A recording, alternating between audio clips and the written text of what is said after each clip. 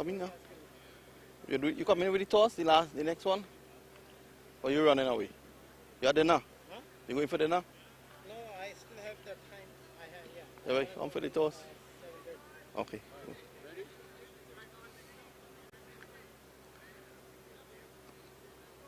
Well, welcome to the post-match presentation for match number 2.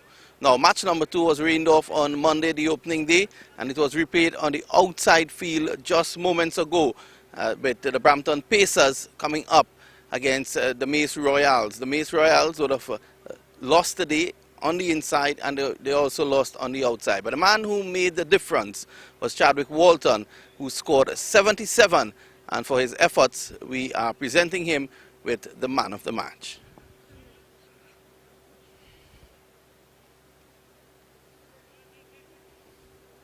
Well, Chadwick, good knock on the outside, AstroTurf, ball coming onto the bat.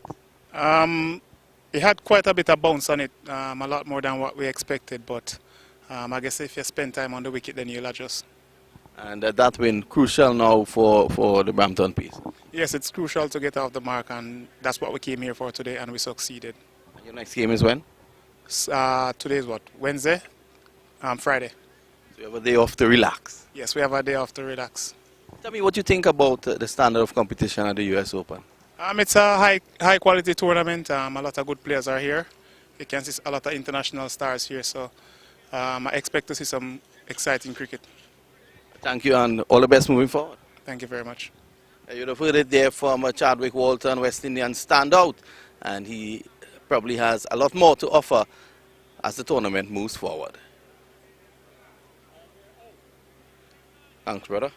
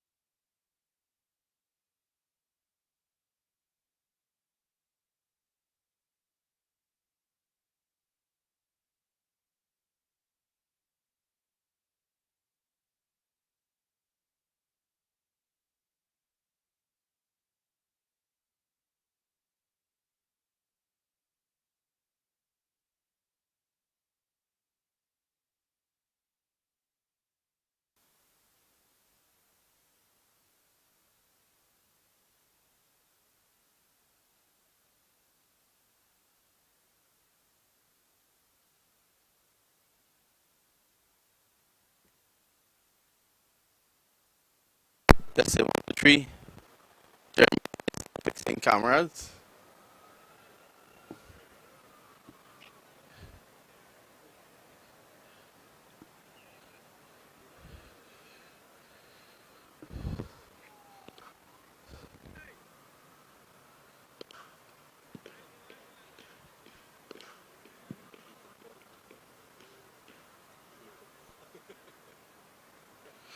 Well, good evening, as welcome to the toss for game number 9. We've had so far today 3 matches.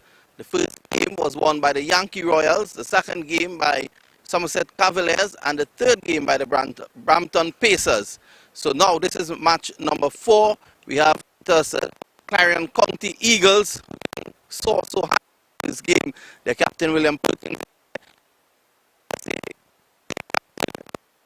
goes Army, as well as Danny and other officials.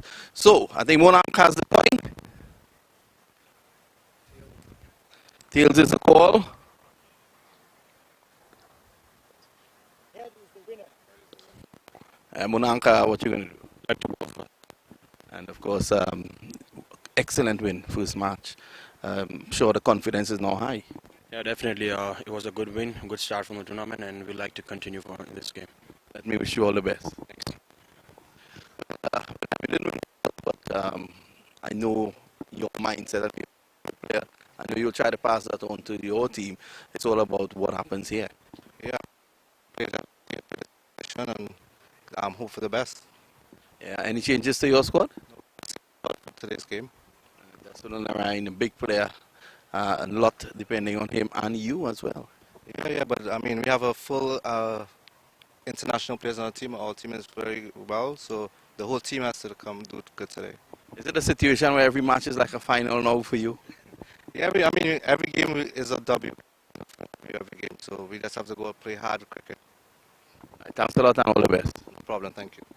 So you've heard it from William Perkins. The pitch side is that County lost the toss. And they have acted today. Right.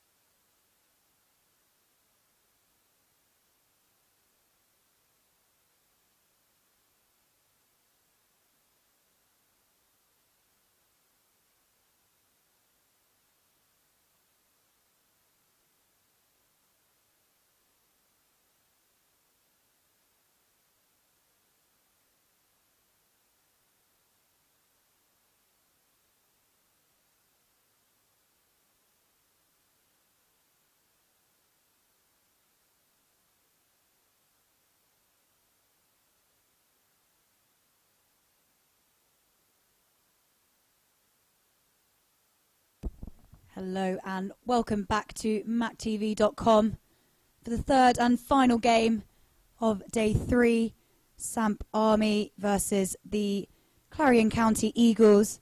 Samp Army won the toss and put the Eagles into bat first.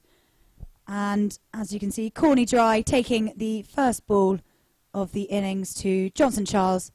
Sunil Narayan at the other end, non-striker's end. And first ball goes for a dot. Good start from Corny Dry. Here he comes again for ball number 2. And an appeal there. I think that was just going down leg. So good call from the umpire. And another dot to start the innings. Good start from Corny Dry. He will be pleased with no runs so far off his 2 balls. The lights are on and the sky is now dark and we are ready for game 3. It's been an exciting day so far. We've seen some excellent fielding, bowling, batting and everything in between. Corny Dry coming up for his 3rd ball and that's a swing and a miss.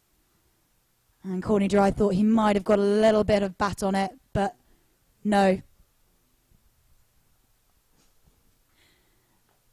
And to my left, I have the wonderful Vinod joining me from pitch side. And he will be excited to be back in the air conditioning, I'm sure. Yeah, it was. You know, it's still very humid out there. I think the issue is humidity here more than anything else. And Johnson Charles, the former West Indies opening batsman, he is out there at the moment. He waits on Dry, and Dry finds the edge. He goes down to 3rd man. So that's a good delivery. He was back off a length, just moving away slightly. Yeah, he started off well here. Just the one from his 4 balls so far. Corny Dry, I think, in school, they would have made a lot of dry jokes on him. Dry sense of humour. Yeah. That's a big man, Rakeem Jimbo Cornwall. He is at first slip. And he is looking magnificent as ever. Yep, the big man has a big presence on the field. The one thing back home that we know him for is his beautiful headshot. Just a little over-the-shoulder number. Looking rather sexy, I must say. The sexy man. The Slashed away. This is going to go very close to the boundary. They're going to pull it up now. The Samp Army winning the toss. Monang Patel. And they've asked the Clarion County Eagles to take first strike. One more ball left of the over. 3 from it so far. Good start for Samp Army, who are looking to get 2 from 2. As we saw earlier, the Somerset Cavaliers 2 from 2 against the USA All-Stars, who just fell short at the last hurdle. They are 1 from 2. And let's see how we get on today. Corny Dry coming in for his last delivery of his over. And that is swiped and past the fielder in the inner circle for 4. And that's the first boundary of the innings, first boundary of the match. First boundary for Sunil Narayan. Yeah, I was very surprised that in the last game, Sunil Narayan came to bat so low. Normally for the Trinbago Knight Riders, he's sent in at the top of the order with one instruction, and that instruction is go after the bowling. Lovely shot indeed. And the instructions for the number 3 batsman in the TKR setup is that pad up and be ready. You could be going in from ball 1 or you could be going in after 10 overs. The thing is, Sunil Narayan is going to play his shots. And I thought if they're doing it at TKR and they're doing it at KKR, what was the difference with Clarion County? You know, they could have tried that. They lost their first game. I think quickly they've learned their lesson.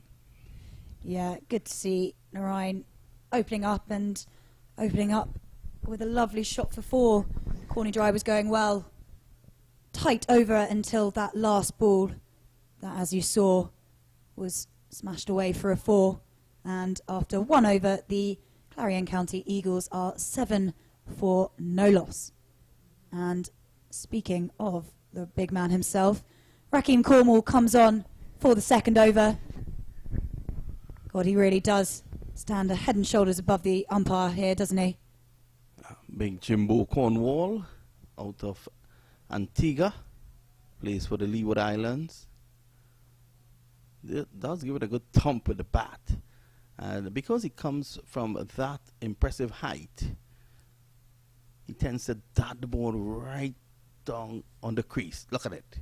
And that one on that occasion was badly lined, and that's a wide. He'll soon realize that there is grip and turn on offer, so he has to bowl accordingly.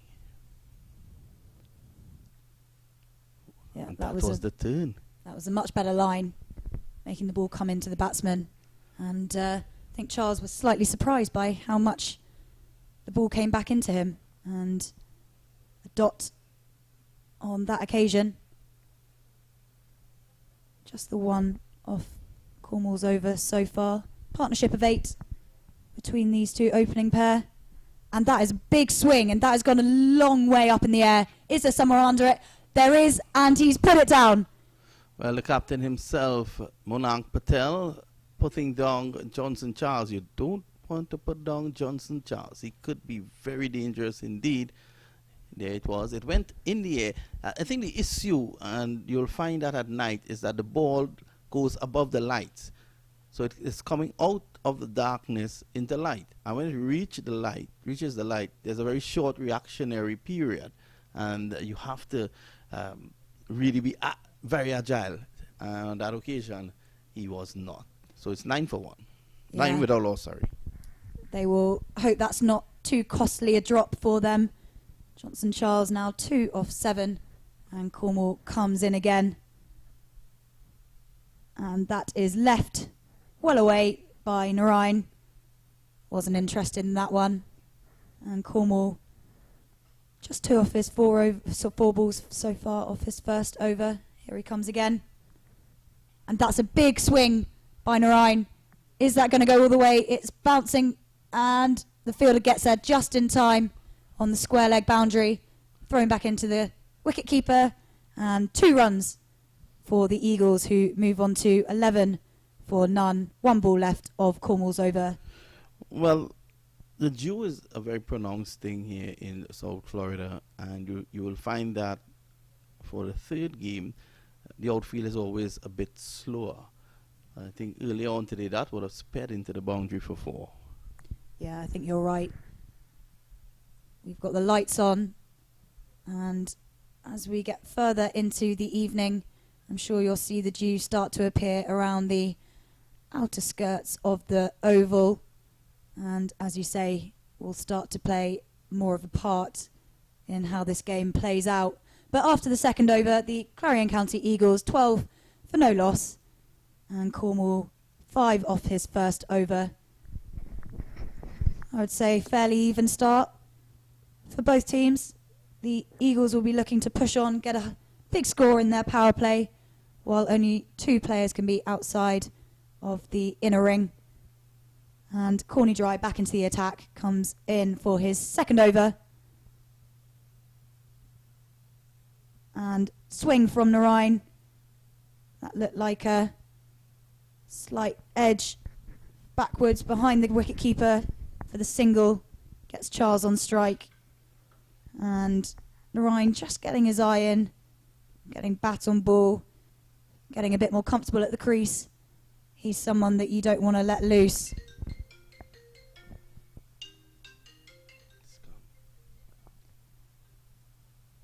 Vinod, popular man. Scam likely. I'm seeing a call coming through here. It's stating scam likely. This guy has been calling me for the entire day. That's a lovely ball from Corny Dry.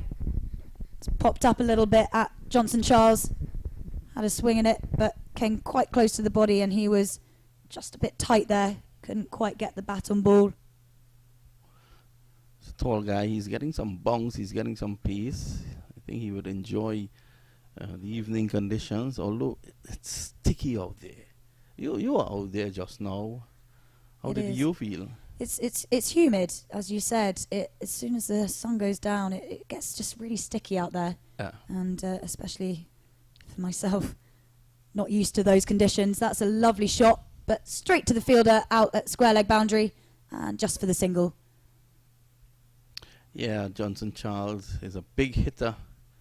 So is Sunil Ryan. Johnson Charles hails from St. Lucia. Have you ever been to St. Lucia? I haven't, but it's on my list. Yeah, it's a really lovely country to visit. Sunil Ryan is from Trinidad and Tobago. I know that you've been to Tobago. I have. I mean, bucket list. Go to all the islands, really. Do a Yeah. little Caribbean tour. Here is dry, and Narayan hooks him away. That's 6 runs.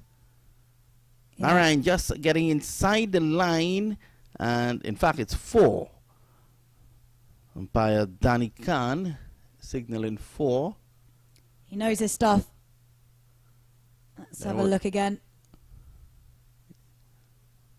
Millimetres, but 4 given. And Corny Dry will be very glad that it wasn't a 6.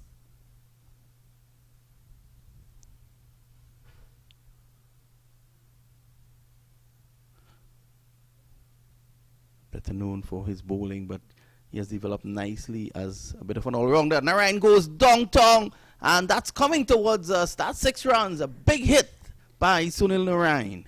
I reckon if you leant forward there, that could have gone straight into your palm. Yep, in and out. Yeah, that's a lovely shot from Narayan. Straight down the ground, straight towards the commentary box here.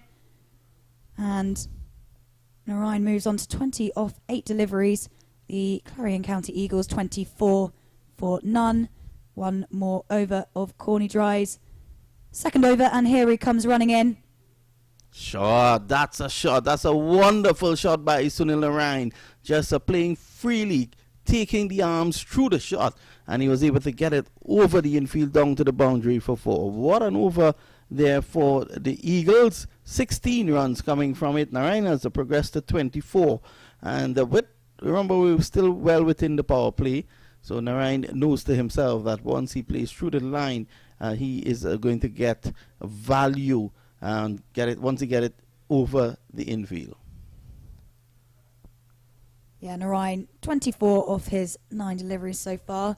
Johnson Charles now on strike, 3 off 9 deliveries. Just taking his time to get into it, and that's absolutely fine when your partner at the other end is smacking it around the ground. Yeah, but he's doing the right thing. He's an experienced campaigner, Johnson Charles. So he knows that a good foundation is important. When they responded last night, they did not have a good foundation, and that, of course, affected their chase.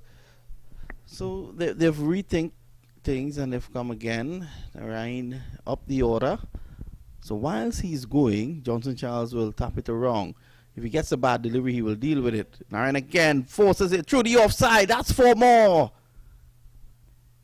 He's really showing his intentions here tonight. He is ready for the Eagles to get their first win. And he's going about it exactly the right way. I don't think Narayan has ever smiled in his life. Yeah, he looks like he's focused. I would say focused. Respects a good delivery. He is from Arima in Trinidad and Tobago. Sunil Philip Narayan.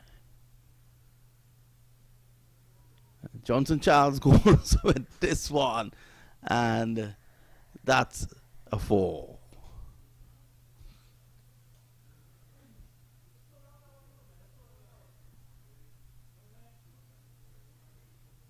Johnson Charles joining the party here. Doesn't want to let Narayan have all the glory. He gives it a big smack, and here we go. You can see it again. Yep. Well, that was 6. I thought it was 6, but 4 has been given. That was definitely 6. And this time this is played away down to backward point for 1. So the umpire on that occasion getting it wrong. It takes me back to a match between India and Australia at the 1987 Reliance World Cup. The match was played at what was then Madras, which is now called Chennai. And in Australia made 287. One ball went for a 6. The umpire signaled 4. During the break, the umpires went to Kapil Dev, the Indian captain, and told him what had happened. But it was up to him to allow it because it had already passed. And back in the day, they were no, they could not have gone upstairs for clarification. Kapil Dev said, 2 runs, that's no issue. You can change it. And they lost by 1. That's going to haunt him. Yeah, I will never forget that. Similarly, Mike Gattin will never forget that reverse sweep against India in the said World Cup. Yeah, probably one he's happy to forget. Amongst other things. Great guy though, Mike Gattin. Spent some great times with him. He's a wonderful guy. Yeah, he's always around and about the cricketing areas of the world. Gus Fraser was also on our panel. Gus Fraser is Gus Fraser. He's more serious than Gat. Harmeet Singh comes into the bowling attack now. And Johnson Charles facing, he's 9 off 12 deliveries. Let's see how he handles some of the spin from this end. Dot ball to start. Ball goes to the opening spinner, Rakeem Cornwall. Passes it back to Singh. Ready for delivery number 2. Well, tonight there will be a dinner for team owners, and that will be taking place at 8 p.m. It's a dinner night at Al Salam Mediterranean Restaurant. A dinner being sponsored by Scott Miller from Ameriprise and Cricket Council USA. I think this is why the chairman just sent this to me, and probably that is why he's looking so dapper this evening. I was going to say he's looking exceptionally smart, smarter than usual. Yeah. And he's always looking smart. So he's going for dinner. He has his partner in crime, so to speak, Amin Makatia. 2 great guys. You know, I always enjoy spending time with them. Just recently, I was remembering, I was speaking to my wife about it. Just after the Hall of Fame awards, in which I was inducted into the Cricket Hall of Fame, Makatia decided to, he's the vice chairman of Cricket Council, to take both of us for lunch together with the chairman. And we went to a place called Benihana. And these 2 guys decided, well, let's have tea. And we walked for quite a while, you know, to Dunkin' Donuts, because we wanted, everyone loves Dunkin' Donuts. I told you already, America drives on Dunkin'. And, you know, these guys were just having fun, you know. It's a brotherhood. It's, you can see how easy their relationship is. I would love to see 2 of them bat together. Ryan gets a full wide delivery just inside the line. Good decision there by umpire Khan. Ball number 5 from Harmeet Singh. And backs away and pulls it. He's not going to muck around. He's not going to waste balls hanging around at the crease. He's ready to go. He's 31 off 14 deliveries. And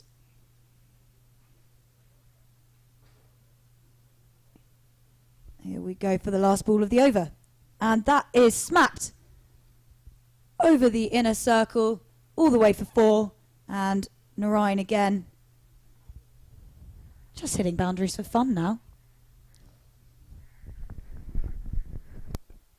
And at over number 5, we're going to take a very quick Mad Hatter tea break.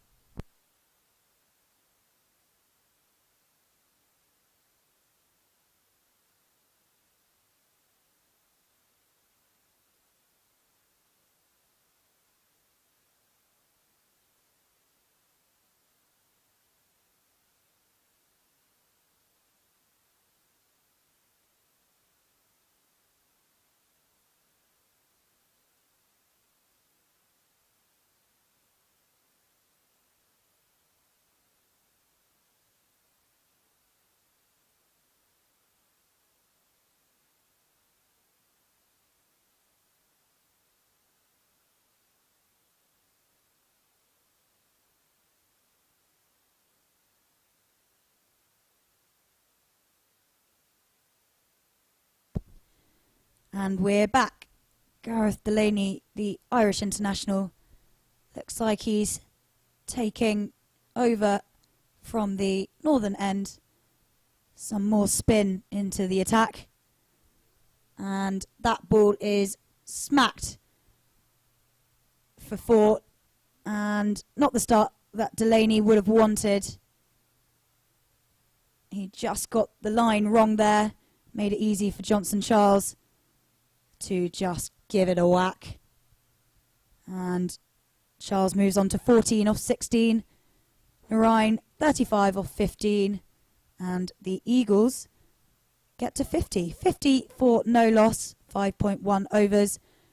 5 more deliveries before the end of the power play. Delaney again. And that has also been smacked. Another 4. Down onto the leg side. Charles is following in Narain's footsteps. Let's not waste time with the singles. Let's just keep going with these boundaries and rack up a good start for the Eagles. Delaney 8 off his first 2 balls. Looks like he's manoeuvring the field around to prevent any more of these boundaries going off.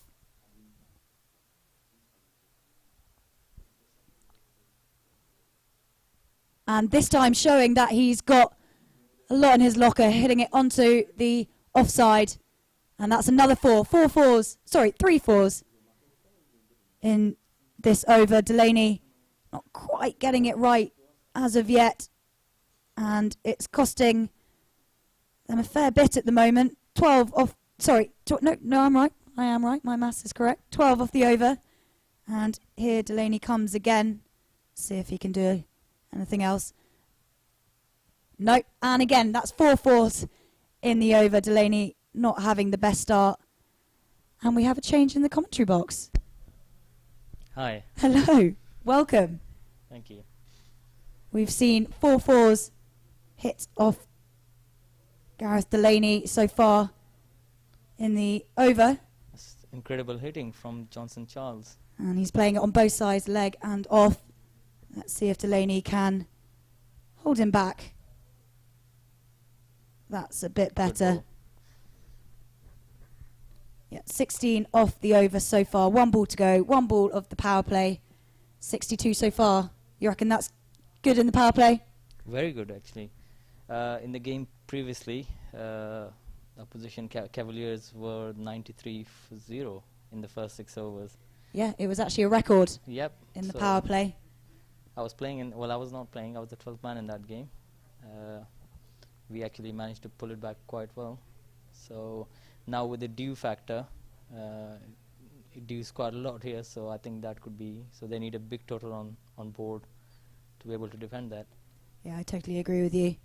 62 off the power play. And big over from Delaney. 16 off it. 4 fours in the first 4 balls. But managed to slow the rate down with 2 dots at the end. Did well to come back from that. And at the end of the power play, looks like the field is spreading out a bit. You're allowed 5 men outside the inner ring, and it looks like they're using all 5, if my eyes aren't deceiving me. Yep, seems like it. Sometimes you have a few men around the edge, confusing as to which ones are playing and not. Harmeet Singh back into the attack, 7 off his first over. Yeah, I think they should give Samp Army some breathing space with the field spread. Yep. Wide given. Danny Khan umpiring today, looking great on camera. Ooh. Yep, wide. Here he is again. Bowler isn't happy, but nothing you can do about that. Umpire has the final call. And let's see if he can go again. oh, there's a bit of a debate going on. Having a couple of words about that last call. Danny Khan giving him a smile. Oh, that's wide. And again. I don't think you can complain about that. No, I think you're right there. That one was definitely just too wide for the batsman there. That's a bit better. And Should cut that off for one. Yeah. yeah, just the single there. Harmeet Singh had a good first over. Started slightly loosely, but will pull it back, I'm sure. This isn't his first rodeo. He knows what he's doing out there. Absolutely. Okay, now right-hander. Let's see what line he chooses to follow.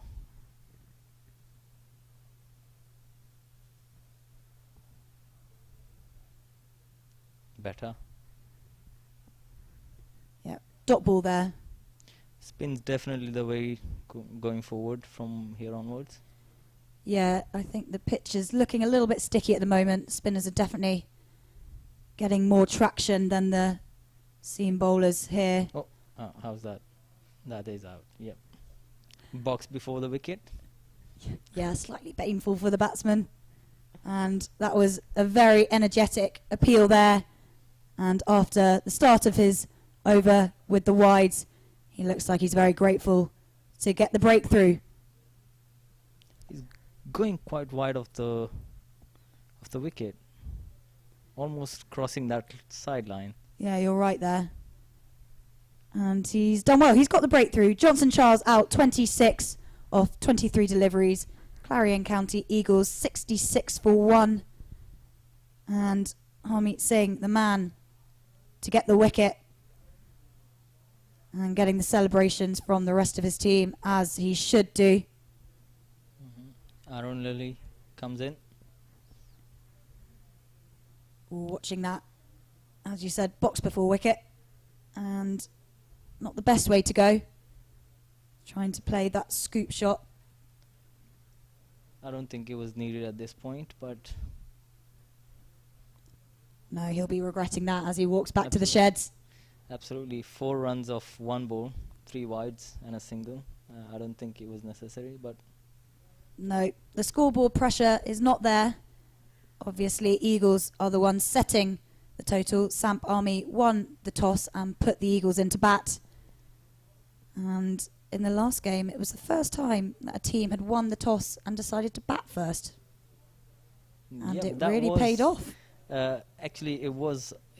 Had we won the toss, we would have done what we were actually given. So we were happy to bowl first.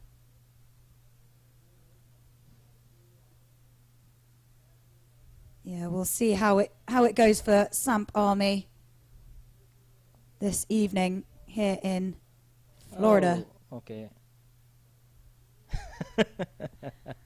We're having some conversations here between Harmeet Singh and umpire Danny Khan. Wide has been given. I think the bowler has confused the batsman. Okay, he's making a change into his call. Yeah, dead ball. And we will go again.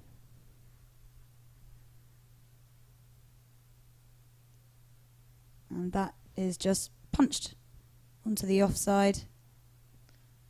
Harmeet had made a good comeback. 3 wides to start off with. Now a wicket and a few dot balls. Very good. Yeah, I think that last wide that was given, as you said, I think the batsman going for the reverse shot confused Danny Khan, and he did change his decision in the end.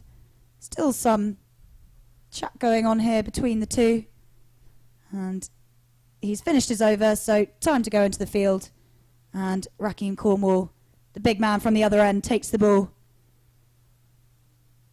And Clarion County Eagles 66 for 1 off 7 overs. And Cornwall back into the attack.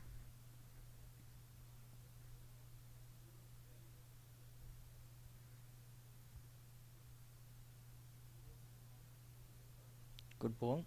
Yeah, Dot to start his over. Have you played under lights yet? No, all of our games have been the second game so far. Oh, well bowled. I don't think Sunil Narayan would stick around for long. No, he doesn't do singles, he does 4s and 6s. Absolutely. And it's paying off so far. Ooh. Swing and a miss. Rakeem Cornwall gets the better of him in the first 2 balls of his over. 3 balls of his over, apologies. And 3 to go.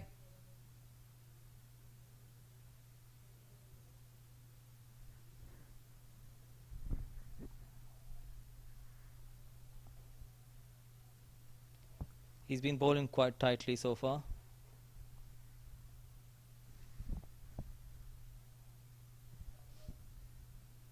And again, 4 dots.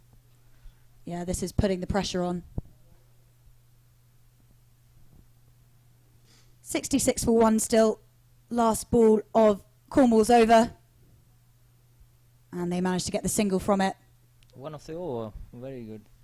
Yeah, that's well bowled. And Cornwall walks away, pretty happy with his efforts there. 67 for 1 off 8. And I think that would be a good time to take a Mad Hatter tea break.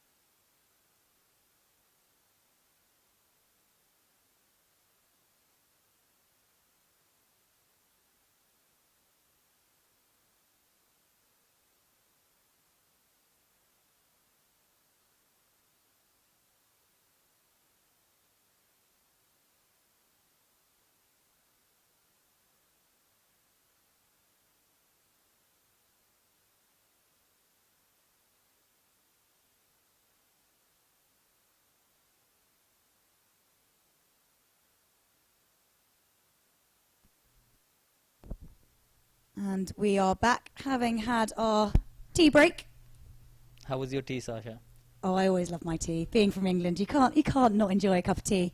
As I've said many a time, tea is the answer to everything. It's a shame we can't get some nice tea here. Well, let me introduce Mad Hatter tea. I'll give you some to take home with you. You can try it. Lovely. It has, yep, CBD. Help you with any aches or pains you might have. Oh, I think we need that. Yeah, I'll give some for the team. And here we go into the 9th over. Jonathan Carter. Good first ball there for a dot. Piling on a little bit of pressure for the Eagles. They haven't got a boundary in a while. Indeed. Okay, there's another umpire error. The wicketkeeper complained that the batsman has inside edge day, and he had to reverse his decision. Sunil, as you can see, is not very happy with the decision. Yeah, there seems to be lots of disgruntled people at the moment. Smiles all round is what we like to see. And here we go again.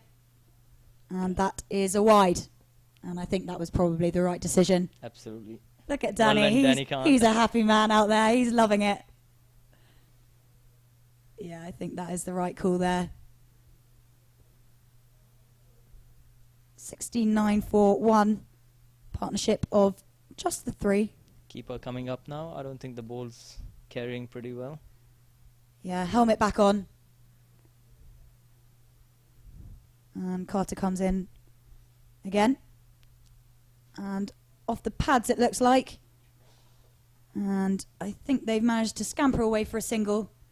And Carter. One leg by, yep. Yeah, lots of chat seems to be going on in the middle between both bowler, batsman and umpire. Keeping life interesting for Danny Khan out there. I'm sure he's enjoying every minute of it. I'm sure you would never talk back to the umpire. I try to stay clear. You got to be in the good books. Yeah, I was about to say, you don't want to get on the wrong side of them. And here we go again. Aaron Lilly taking his guard. No runs as of yet.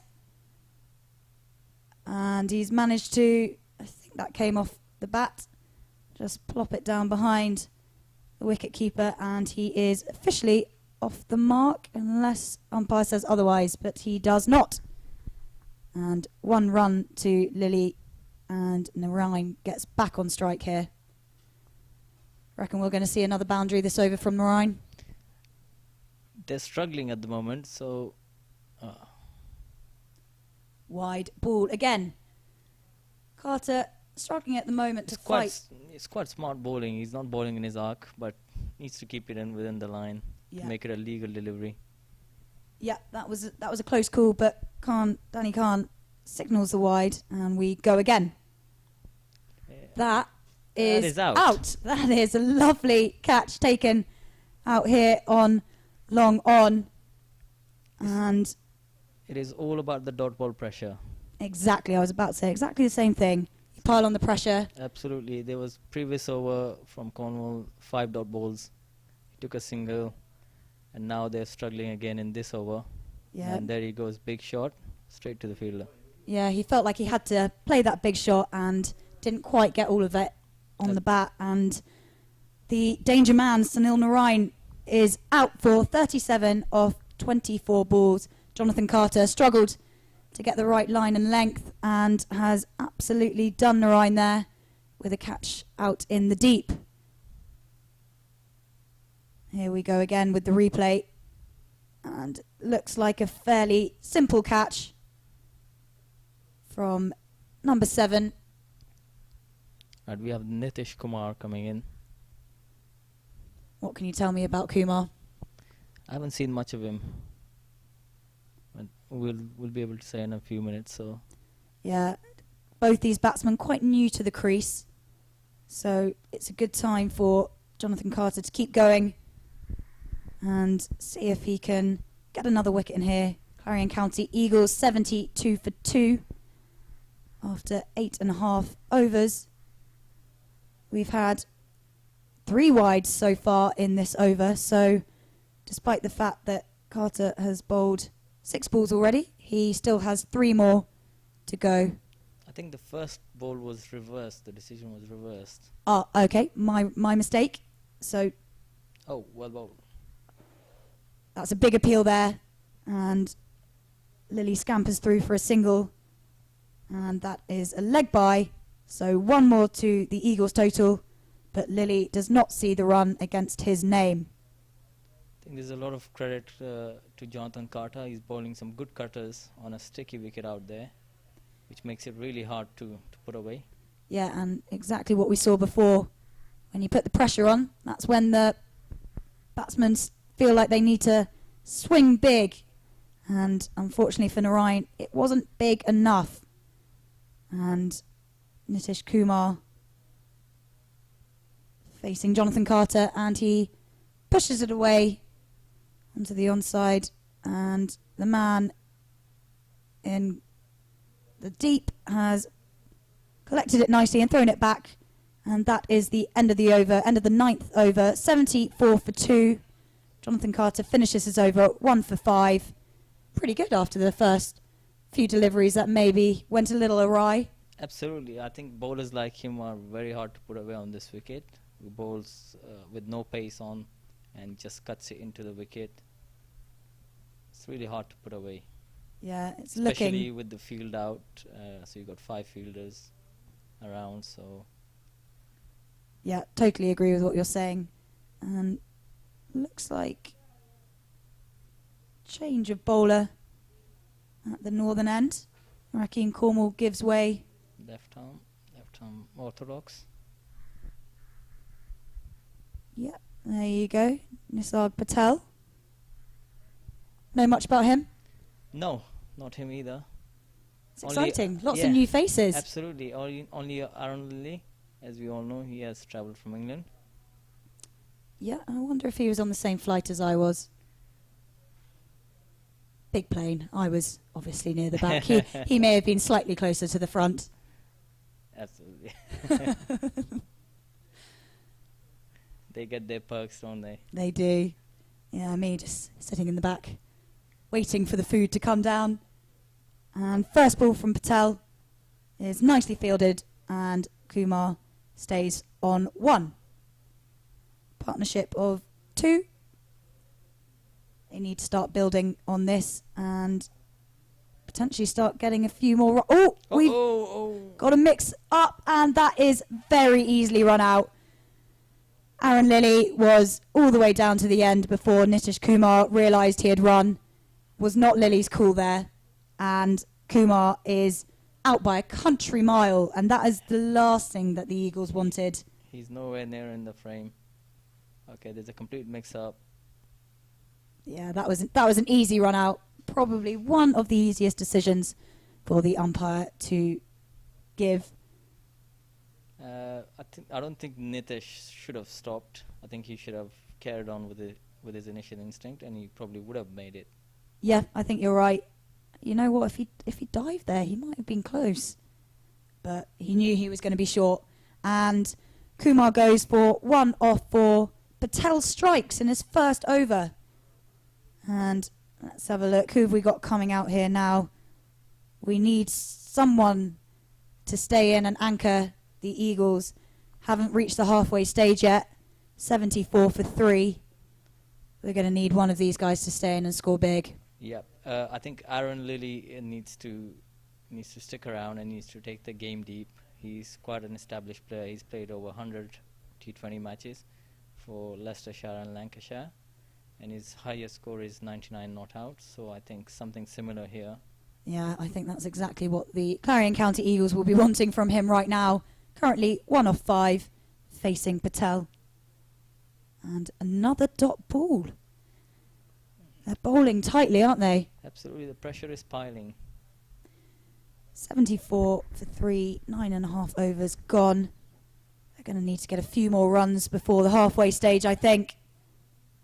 And the intent is there, but it looks like there's a fielder out there who covers it nicely and pulls it back. And again, just the single. I think extras have been the highest scorers in the last few overs. I think you're right there. William Perkins, new man at the crease to face Patel, who was bowled very tightly.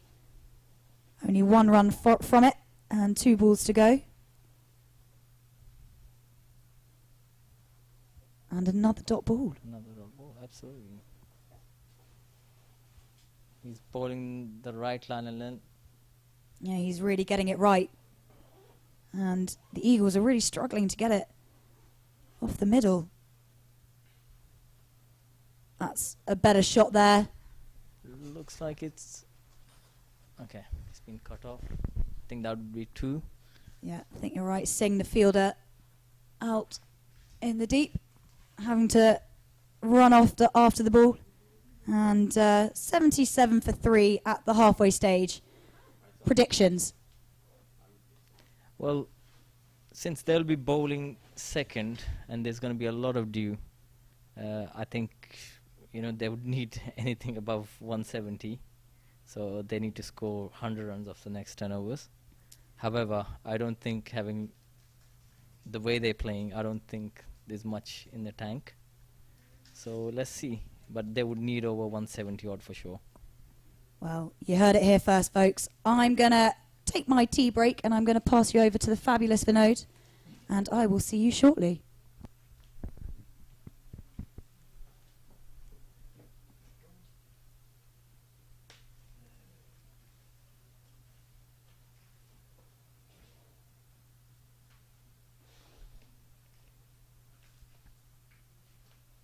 It's a good shot. Just for 1 though. Harmeet Singh is back. It's quite a dramatic over, last over, with a few wides and a few arguments with the umpire. Good night, Kaleem. Double K, Kaleem Khan. Hi, Vinod. Well, they seem to be friends again. He's smiling with umpire Danny Khan. Any relation to Danny Khan? No. There's a lot of Khans out there. Well, let's say if no one can, Kaleem Khan. Pushed away down to the cover position, the sweeper position. Let's put this into perspective, Kaleem. Mm-hmm. I heard you said, whilst I was walking in, they probably need 100 in the last 10. Because of the fact that they would not be able to grip the ball properly, I think the due factor here is rather pronounced. How important is Perkins to that effort? You would have known of Perkins. Yeah. So I think what these two need to do now is to go deep into the game. See, okay. Well, Perkins, I don't think he was bowled. Was he? Yes, I believe he was bowled. Well, he backed away as Baby Giant passes him. He backed away. So as I was saying, And he probably thought that that had missed. Let's have a look. Oh, he was bowled. he's bowled, absolutely. Top yeah. of the leg stump. It turned back and he didn't really cater to that. So thinking it would have gone on with the arm, it didn't. So that's 80 for 4. Wickets could also break that momentum. So the Perkins argument or the Perkins factor is off. What about Cobb and Lilly? What they need to do at this present time? As I was about to say while Perkins was still out there, that they need to go deep. They need to keep boundaries are hard to come. So what they need to do is they need to keep ticking the scoreboard, and they need to go in deep as much as they can before I think they can go in the 16th, 17th over, and they can go for the shots once they're in. So at the moment they need to bat sensibly, but clearly that has not been the case. Josh Cobb has the number 300 on his back. Probably scored a triple century somewhere. I think the name is hidden, which means that it's probably someone else's shirt. I know you play in London. I do, yes. What's your high score, Khalid? 104 not out. Not against your bowling. How many may with a bat? And I know that you are attached to the US All Stars. I saw you in the nets. Yep. So we've been having some practice out there in the nets. Mm-hmm. It's been good here. I mean, first time in the cricket field in US. So the facilities are very good for a country which is still, in its inception regarding cricket. So yeah, I'm enjoying it. And of course, where did your team go wrong today? So there were a few things we could say. I think credit to the Cavaliers. I think they bowled pretty well. We were in the driving seat at one stage while Zishan was out there. But once he was out, I think we didn't need to go in big. We sent Glenn in. Yeah. We sent Glenn in early to push the run rate, which I thought shouldn't have been the case, because I think we needed somebody who can just stick around and take the game deep. Yeah, at that Glenn, point, the required rate was 7.12. Absolutely. So I think somebody who just ticks the scoreboard was required. Ramdin would have been, I think Ramdin would have been the man at that point. Absolutely. But these things happen, and we're looking to come back strong in the next game. Your next game is when? Tomorrow. And that's against who? Same time. I need to check the fixtures. This is dumped away for 4. And I think that's a welcome 4 there by Aaron Lilly. I think Lily is coming out of his shell now. Yeah, driving this over the top. It's quite wider delivery, so I think it deserved the treatment. Yep. So Patel has been all over the shop, so to speak. Outside the off stump, outside the leg stump. I think the key is to bowl as straight as possible. Yep. On a sticky wicket like this. And slight variations could create problems here. Sammy's down the track, crashes into his pad.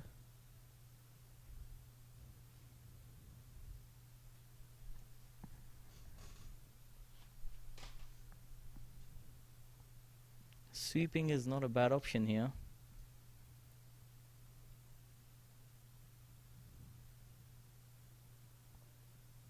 Simple. That's all they need to do at this rate. So after 12, it's 85 for 4. I always say that I had a discussion with Viv Richards, and I was asking, we were just talking cricket, and he said to me that he absolutely hated the sweep shot.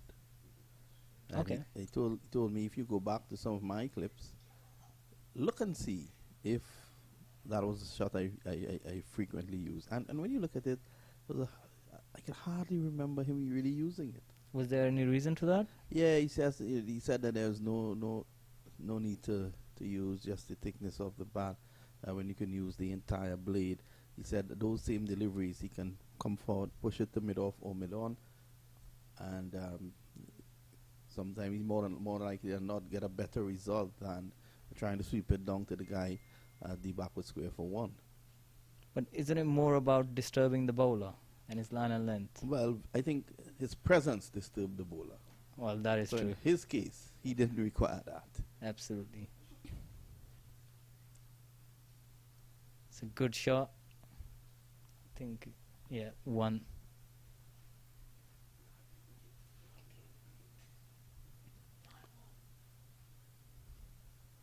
So this is the final game for today.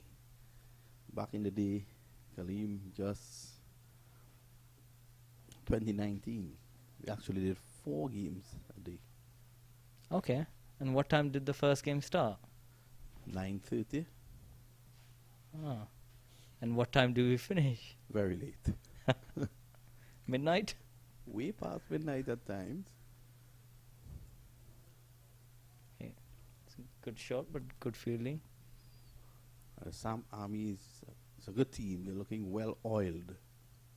Absolutely. I was discussing with a few of the players that they look the most organized team, and not just from the playing perspective, but in terms of how they're run, from their kit to their kit bags.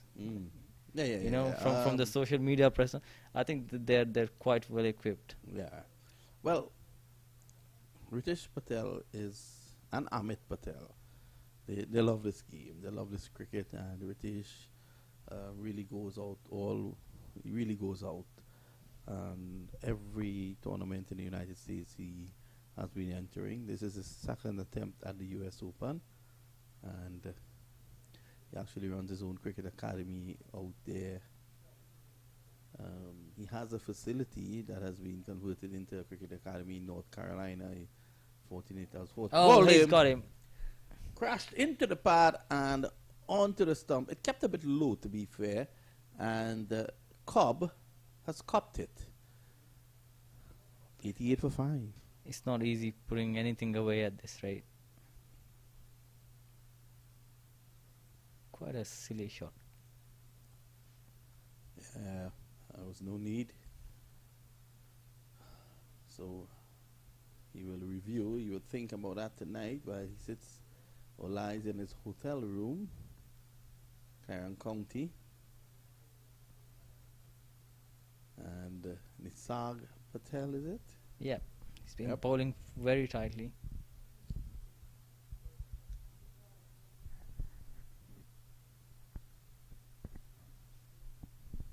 That one was actually darted into his pads, and it crashed there and bowled him. Well, here comes Jonathan Foe. Jonathan Foe is from Guyana, and he is of Chinese origin. Okay, He's a hurricane batsman. interesting. Played He's- for Guyana in the West Indies tournament. Is he primarily a bowler or? No, he's a or- batsman. Okay, Yeah, he's a batsman, Jonathan Foe. Here you can see a conference between Monang Patel, Jonathan Carter, and Rakeem Baby Giant Jimbo Cornwall. Baby Giant, you love that name. I love it. He's bowled pretty well. Yeah, he's a gentle giant too. Lovely guy. Rakeem Cornwall. And Rakeem Cornwall holds the bat. It looks like a matchstick in his hands.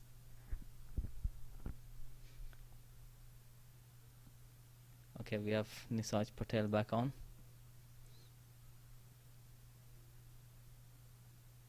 Let's see how this goes now. 7 overs to go. And the Clarion County, they're struggling. They don't want to run to Raheem Cornwall. There was a single out there, I believe. Yeah, Rakeem is not going to hustle. That call was Jonathan Fu's call, and he was the one who didn't respond. He never said anything, and Lily decided, well, what do you think? And he said no. Fu has 200 on his back. Probably that's his highest score. My good friend Ivor Henry, who's sitting behind me, should he That's play? a good shot. Yep, just one protection down there, my Just friend. for one. Very risky. Yep.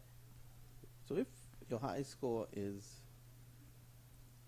plastered on your top, my good friend sitting behind me, I think his number would be 69.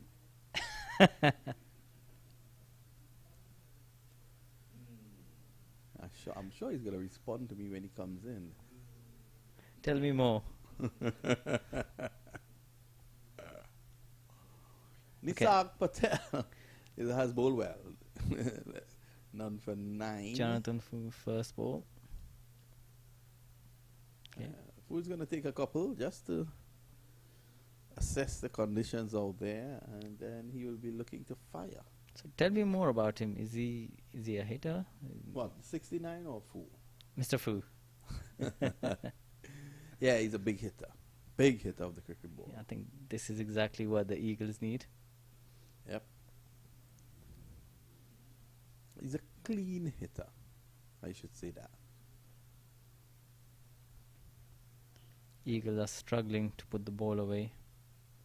Fu just had the one delivery in the tournament so far prior to this innings, and he struck it for 4. Here he is driving. Looking to crash it more than anything else. End of the 14th, it's 91 for 5. Extremely tight bowling by Samp Army. I think the spinners are doing a great job. Yep.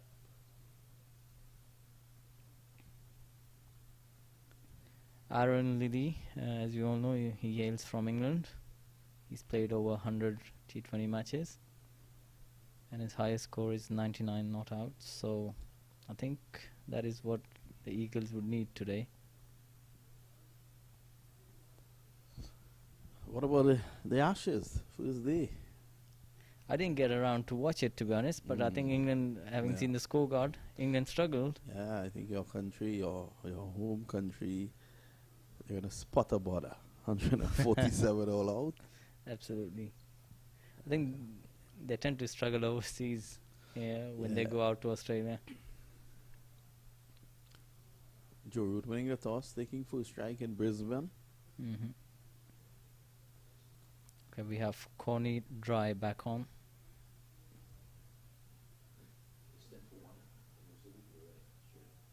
Well, Ivor is telling me that Australia has already lost the wicket all. They're 10 for 1. He'll give me the details as to who was dismissed and who got the wicket. I can tell you who didn't get it. Anderson or Broad. Whipped away down behind square. For 2. I think these two have to knock it around till about the 17 and then fire. I'm just wondering if Samp Army has any more spinners. I'm sure they do. They've been doing a great job so far. So David Warner is still there. He's on 8, not out. Marcus Harris, the batsman, gone. Caught David Balan of the bowling of Ollie Robinson for 3. Manas Lambashani is there. Off the pads. 0 for 1. Good bowling so far by Ollie Robinson. 3 overs, 2 maidens, 1 for 1. Mark Wood has just got into the attack. The score is 11 for 1. They're responding to England's 147. And Sasha Cray said this morning that that was quite a good batting performance by England. That's enough runs. A bit confident. Yeah, I think she was just being emotional about the whole thing. Okay, Mr. Fu is back on strike. Coney Dry coming on to bowl.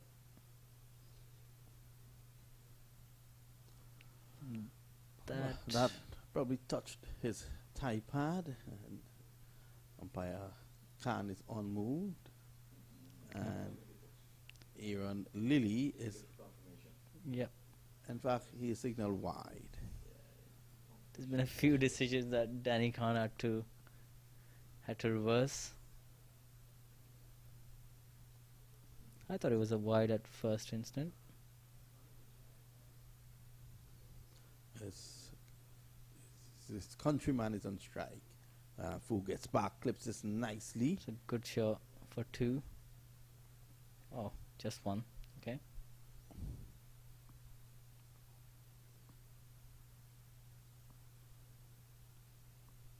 Today we saw some awesome batting from the first game, and right down to the second game.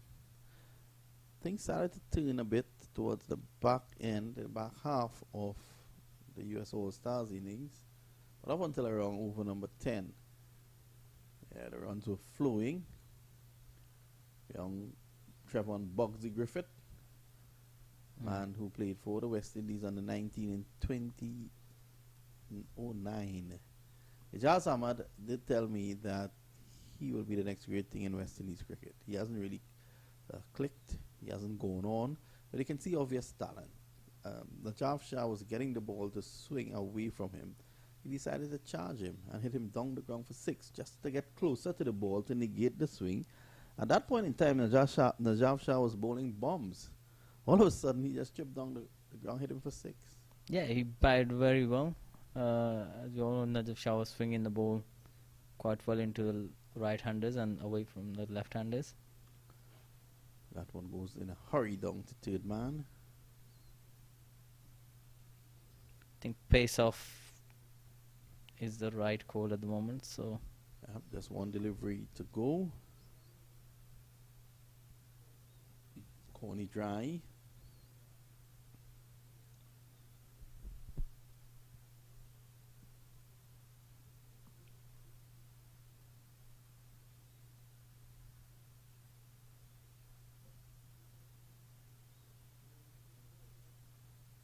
oh, Had a rush on to him, that didn't go anywhere. and he was looking to hit that. End of the over, end of dry is over. After 15, it's 97 for 5, and I'll give Kaleem Khan, our guest commentator, an opportunity to do some work with Ivor Henry, the man from St. Kitts Nevis. They won the CPL with Trinidad and Tobago's second team. Oh, nice. He will elaborate on that. And let's hear it.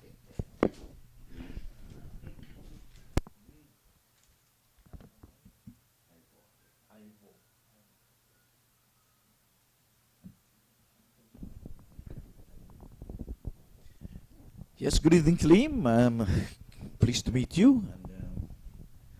And this, the dying moments of the night, third match in, I hear an accent. It's coming out of London? Yep, that's correct. That's correct. Luton, actually, which is quite close to London, but most of my time is in London, so you can pretty much say Okay, that. all right. It's over there in the UK. Absolutely. Well, Vinod was saying that the St. Kitts Nevis Patriots would have won the 2021 CPL. Mm-hmm. So that's what he's trying to say in a nutshell.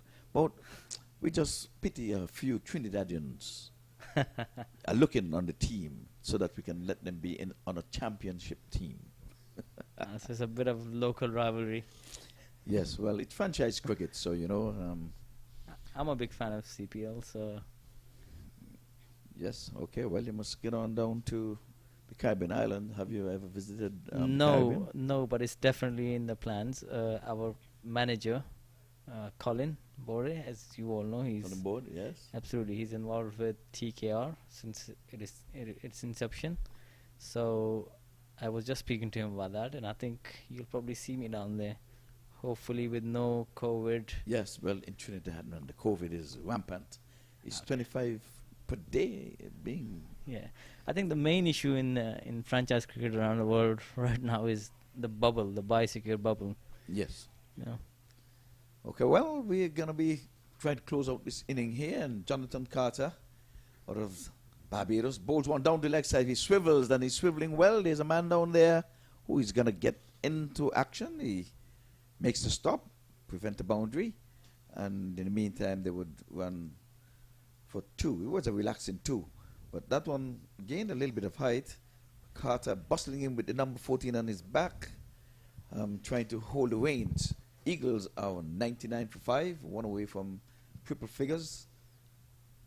So it's right arm over, looking lively. He's knocked him over. There goes lights, camera, action. And seems as if Jonathan Carter is very delighted about that. So Carter's been bowling really well.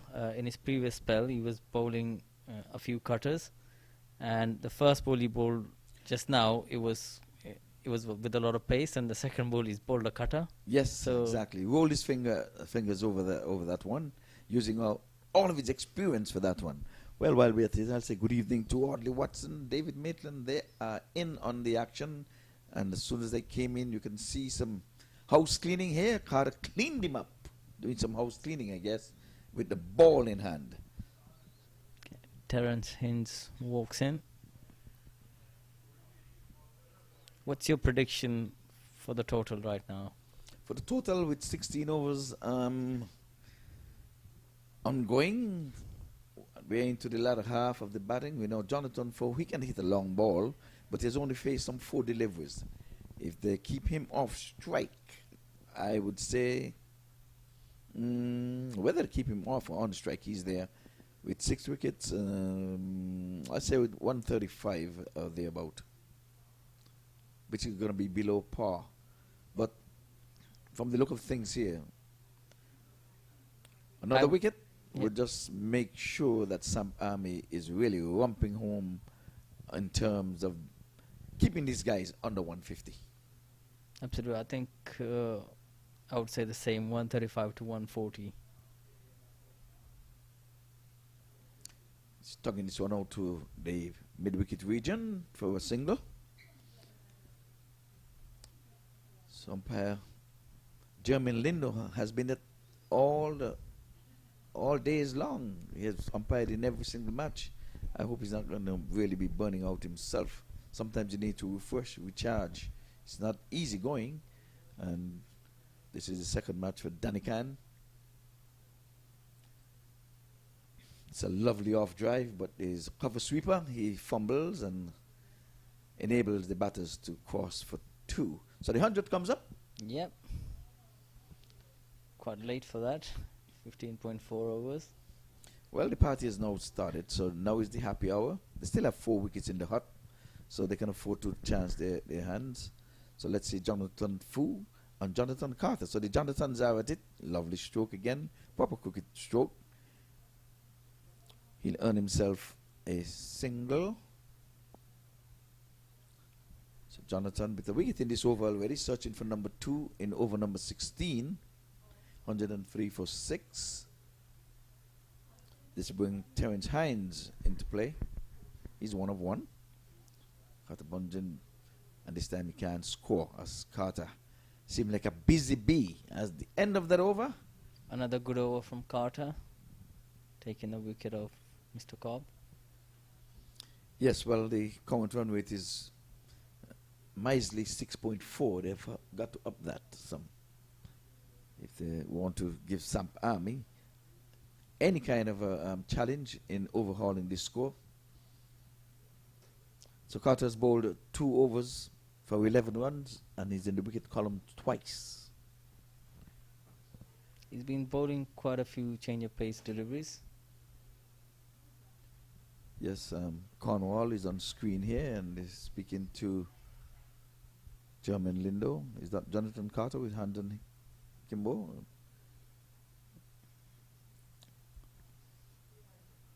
Okay. Spin is back on.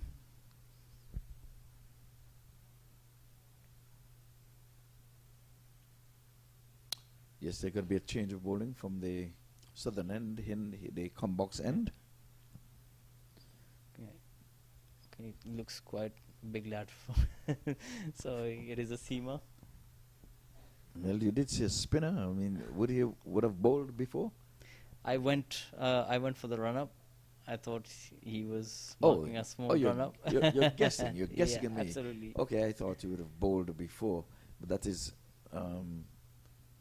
dry. He would have bowled before, so you should have seen him. No. It's a new bowler, and I don't know. They keep doing this, bringing in these new bowlers. I guess they're fresh. at the back end of the innings. But for me, I'm batting, I have wickets in hand, I'm not going to let this bowler pitch. I'm going to say, you're now coming in too late. I'm going to be all over you. But nonetheless, that's the captain's call. Let's see if he'll deliver. Well, here's an aggressive shot being played out to mid-wicket. And they're going to just get one for that effort. As the throw comes into the bowler's then, he whips the bails off. But Mr. Fu was well in his ground. But I guess he whipped the bails off so that Danny Ken can get some work to do. Yeah. Keeping him busy. Yes, indeed. 104 for 6. Bus.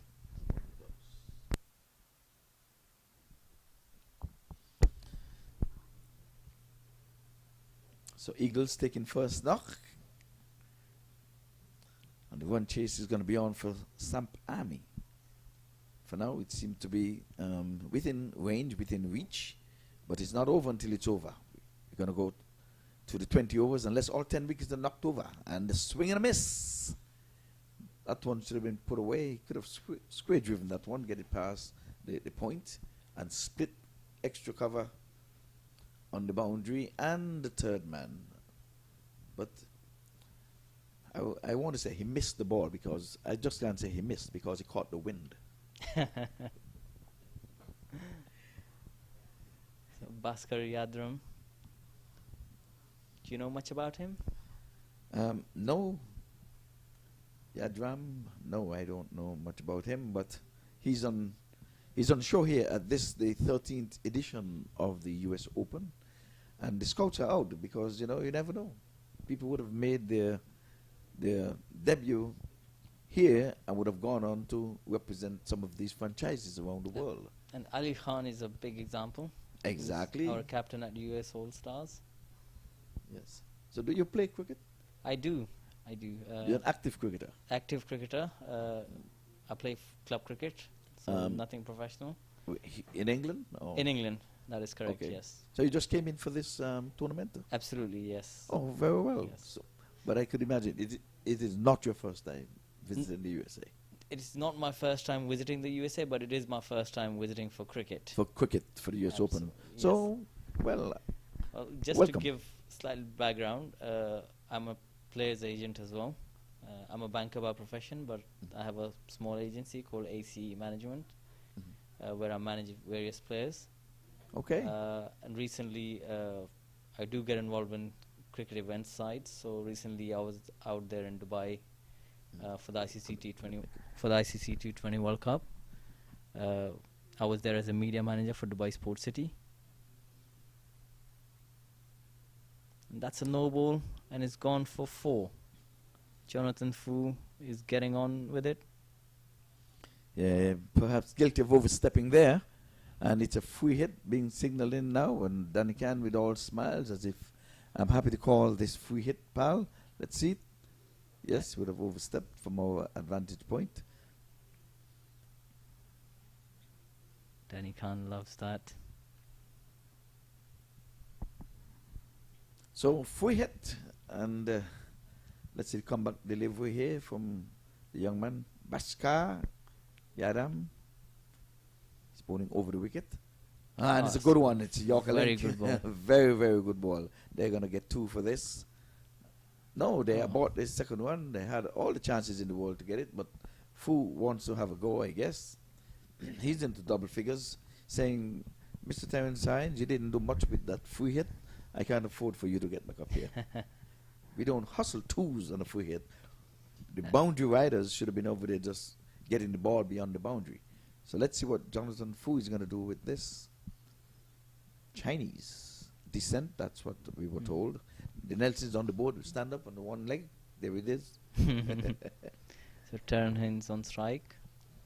Yeah, all the ones for 6.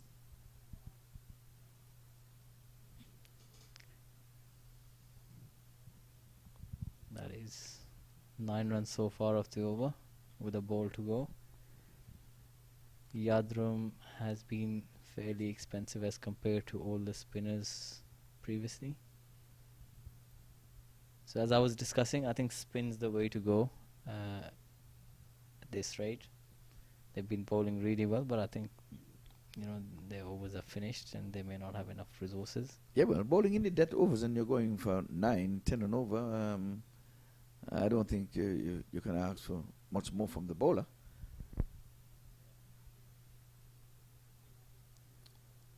And with the reputation of Jonathan Fu, he's been here, I remember last year, and he really got the wheel going on that leather.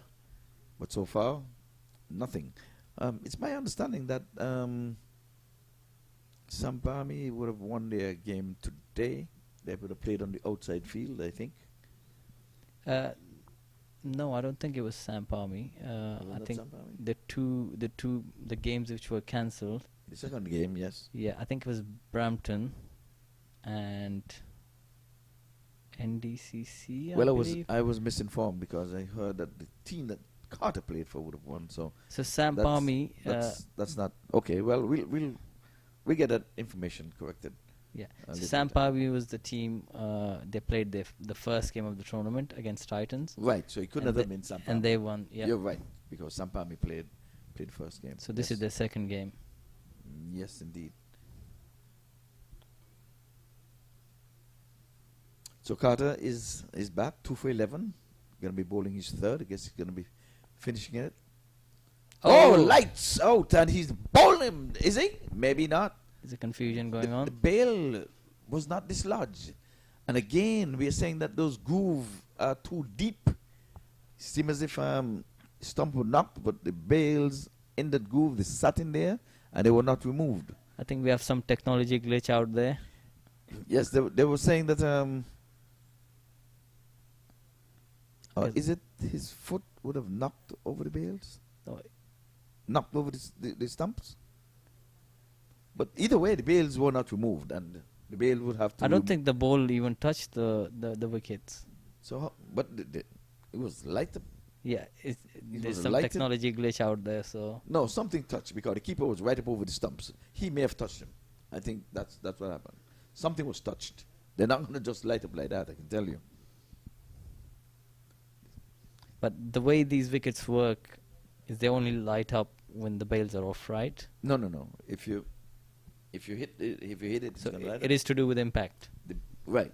Okay. If you hit the stump, they're going to light up the bails. Once the bails fall on the ground, they light up.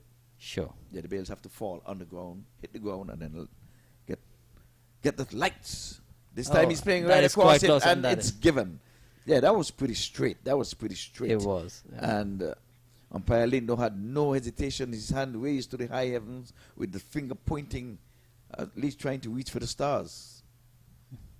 Let's look at this on the replay. Up, up, up, up, up, up, still going up way above the head.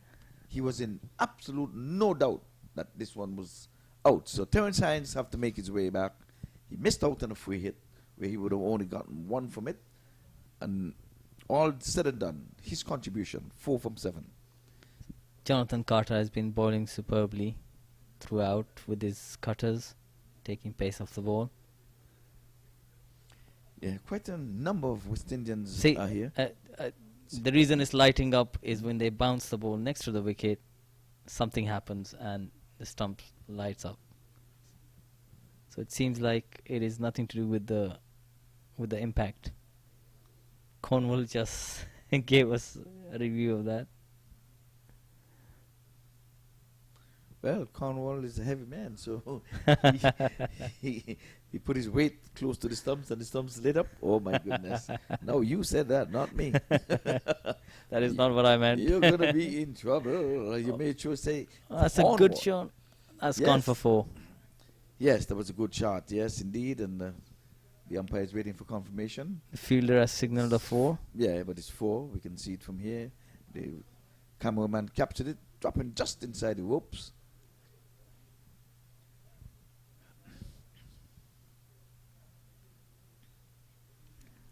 Yes, so here we go again. You're saying because the keeper is standing up over the stumps are not lighted. The batter is very close to the stumps; they're not lighted. And you have told us here and the world that Cornwall walked up even further away from those sticks, and and the lights came on. For the record, that's not what I said. Are you sure? That's not what you said. Okay, well, is it that what you meant? This one is going high. It's going far, and it's gone out beyond the boundary ropes for yet another US Open maximum. So we saw a similar shot earlier in the game. Zishan Qureshi hitting it a lot further than that, over point. Yes, well, 13 coming from that over, but it's a productive over in which Carter and his fourth delivery would have got the wicket, leg before wicket. LBW, you should play with your bat and not with your pads. Yep. Okay, well, you kind of put those pads in front of those 3 sticks. James Fuller, 10 of 2 already. Well, we're winding down. The penultimate over is going to be on display here coming up now. This will tell the tale as to how much you think they're going to get. We did say what, 140? How much You said 135. 135? Yeah, and I said 140. 140, okay. Well, with 12 deliveries to go, I think more, it's definitely going to get more than 9 runs from 12. There goes the lights again. Oh, but they've been touched there by Danny Can.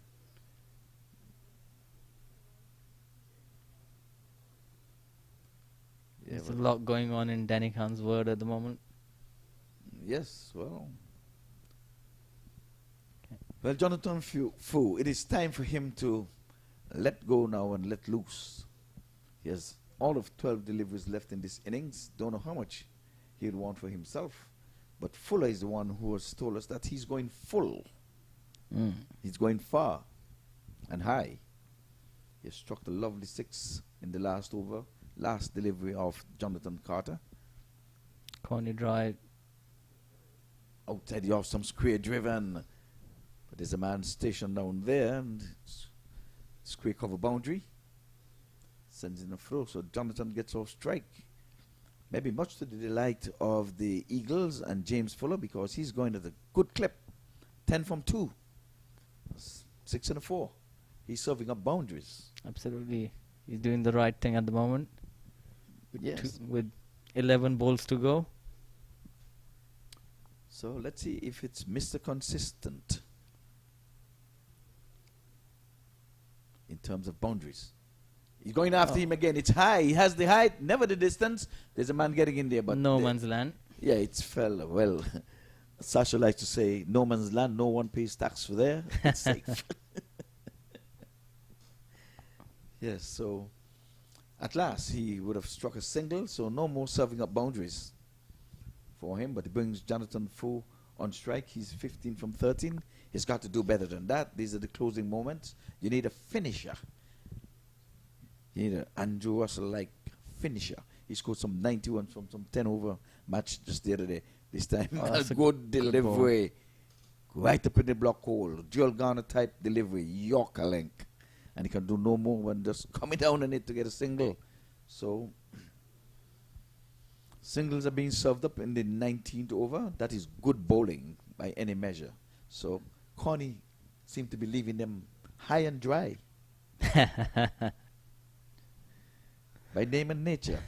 Connie is leaving them high and dry. Connie dry. Absolutely. But I don't think it was too dry here in the first day when it was all rain. Where was he when all this rain was falling? He was here because he played in the first match. Yeah. But it was the day we needed him to stay dry. Mr. Wet was in town. Well, here he goes with number 7 on his back over the wicket and another good Yorker length. I'm telling you, this is good bowling. Well, I think the agents are out there looking. You need a death bowler. You can call on Connie dry. He dries up runs. All poles in the ground, no fence. 1-1-1 the first 4 deliveries. And he's drying up the runs here as we go along. Audley would like that. I know Audley and David and Leon, they're smiling and laughing at Connie drying up the runs. I want to say good evening to Eddie. With his voice here. He's a constant. But tomorrow we're going to have Lenny Archibald. He's coming in tomorrow to be in the com box. I want to say good evening to you, sir. Safe travels. Outside the off stump, and he's swatting at this one as if he was swatting flies. But You see where you're standing. You took the line with yourself, so don't think it's. He's it's looking gonna for be a wide, isn't he? No, not when he's there. He's at the 6th stump position outside the off stump, and he's playing at one and missing. So this is good bowling. This is good bowling. A partnership of 14, but we have 4 ones and a dot, and you can bowl a dot. But Jonathan's last ball was carted out of the park for 6. So let's see if it's a continuation of the last ball 6. I do not think that Dry would have any kind of 6 in his memory right now. Down the leg side and loud appeal. And I'm not sure what the appeal is for. I see Danny is unmoved.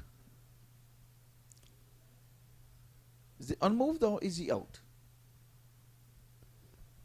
The players are converging. Yes, he's given out. I'm sure the scores will find out by what means and manner he was out. I see. He's caught behind. Okay, caught behind. Okay. So you can't want a better penultimate over than that. Jonathan. 4 singles, dot, and a wicket dot. Jonathan Fu didn't seem happy with that as he walks off.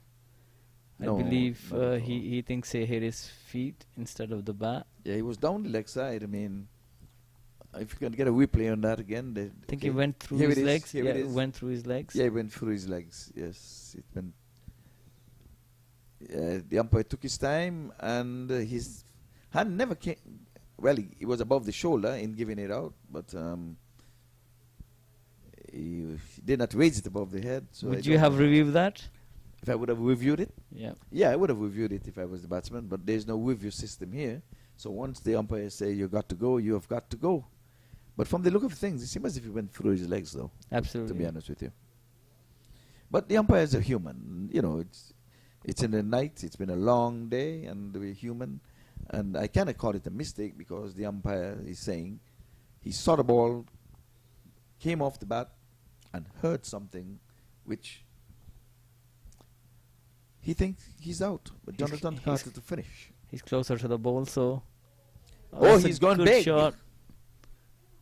It's gone all the way for a 6. Out James Fuller. Yes, out of the playing area, up on the hill. And up goes the arms of umpire Jermaine Lindo. Here's the replay. And he's gone big. So James Fuller, he's been serving up 6s. That's his second 6 of the inning. So he's gone 18 from 5. I'm sure he's going to want to take all of the remaining 5 deliveries, since that Roman Reis has just entered the arena. Roman Reis, as we all know, Pakistan international, plays a lot of franchise cricket, mostly associated with Islamabad United in the PSL. But I guess he's a bowler because he's coming very late. That's correct. He's a left-arm fast bowler. Okay, so I think that James Fuller is going to go full here. He's done it once. Carter, he's coming in. He's under the pump. He's under the gun. He comes in. He's pulling again. Another one. This time square of the wicket. So we have back-to-back 6s. So Jonathan, like I said, he's under the pump. Would he be mad because Jonathan Fu would have left the arena and he's not too happy? Or he's just doing what the doctor ordered? Last over, we've got to go. It's 142 for 8. So there goes the 140. So by the look of things, it seems as if they're going to get close to 160. I would say a new target would be 150. Oh, just 8 runs from 4 deliveries? Ah, not the way that this young man is playing. He's full of life. Oh, that's a good delivery up in the block hole. Okay, he's refused the single. Yes, yes. And like we said, I would have done the same thing too. I'll take the dot, but... Well, you would be surprised. Roman Reis can actually bat. Well, I'll be surprised if James Fuller would have allowed him to come down to get the next 3 deliveries. He's taking matters into his hands. He said, I've been here before. I'm on 24. Let me go. There we go. Oh, he has the height. Let's see if he has the distance. I don't think so. He's a man on it. And that's a cardinal sin. And you know what they're saying. Why didn't you let me come down and face this one and then get you back on strike for ball number 5? So Jonathan Carter has gotten, what, a 4-4? Yep, it seems. So let's hope Roman Reis proves me right. Yes, you said 150, so they're 8 away. So you have what? 2 deliveries left.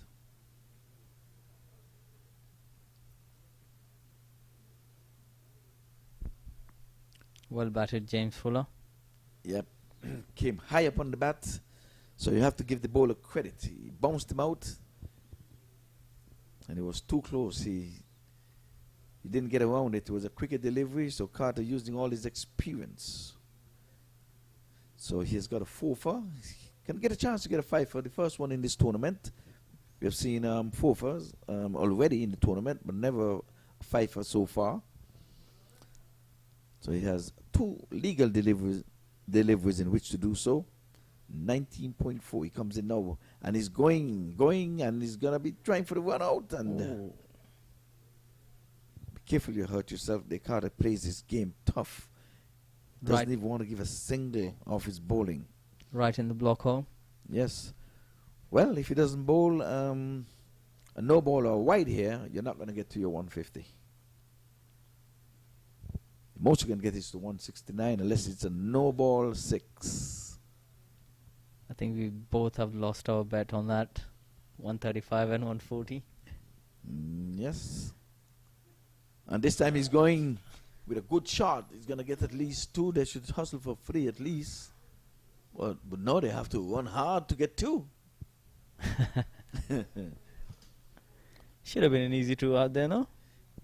Yes, but I guess they were ball watching. I thought it would have been going for 4. Well, the inning done and dusted. 145 for 9. So at least they saved the wicket in hand. They were not all bowled out. So the number 11 batter, he did get a bat. So let's get the scorecard going. At the top of the inning, we had Sonny Narayan, 37 from 24. And Johnson Charles, 26 from 23. And Aaron Lilly, 20. And 24 from Jane Fuller, last man out. Jonathan Fu, 16. Not happy with his dismissal, but he has got to go. 11 extras in the 20 overs. 145 for 9. And in the bowling column, we know Jonathan Carter would be leading the way. He got all of 4 wickets. He took 4 for 39 from his 4. And following closely is Hamid Singh. He got 3 for 17. Good bowling there, son. Connie Dry, 1 for 33. That precedes the wickets column. Well, folks, we're going to take a Mad Hatter tea break. And when we come back, the run chase will be on, trying to get to 146. Stand by, folks.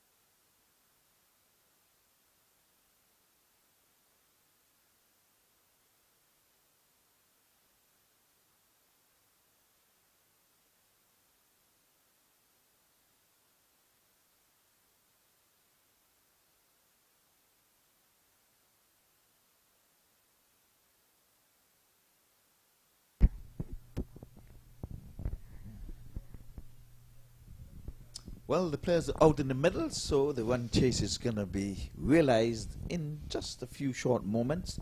The umpires are in the ready position. Players are getting into their respective positions. Coming on view, going to be the two opening batsmen. Or we say batters these days. Yeah, there's a bit of a height difference on these batters as they walk out to the middle. Yeah, Jimbo Cornwall walking busy like, as if to say, well, I'm ready to get this job done and get it over with in a hurry. Yeah, this guy means business. Here he comes. Yes, sporting number 20 on his jersey, and number 8 is going to be he's going to be coming up on the scoreboard in a minute. We don't have the list in front of us. Look at the swagger on the big man Cornwall, meaning business. And 146 is the total that they need to get. And They have all of 20 overs in which to do that. 120 balls. Minus, or should we say plus any extra deliveries for no balls and wides? plus, I'd say, yeah. Plus, okay. It cannot be any minus. You have to bowl at least 120 if the match is going to be played out in its entirety. So Exactly. you can only have a plus. Well, again, we're saying, oddly, he's listening, and I'm sure he's saying, now the twin spin, I got a message here from Audley Watson. He said we make a good combination. Do we? I would agree with him. We do have fun. Yes. All right, the signal is coming in. Since the umpire is in the ready position, and our official scorer, Roddy Lallman, would have said, we are ready to go. Cornwall settles in. Let's go. Does he need a guard? He's say, I know where I am batting. I don't need that. Here we go. Outside the off stump. Good start there by Woman Race. Dot goes into the scores book, and Cornwall is having a bit of a bother. Is it the side screen? Is someone behind it? Yes, he just got someone down below us here to move away from there. One of his teammates. But he ran over to his dressing room, and yes, I think he was in the way. He's gone to get a chair, so he was standing in the way of Cornwall's vision. And he flicks this one, but there's a man stationed down at the deep backward square leg. He gets off the mark with a single. There's still something bothering him. Yeah, I wonder what's going on.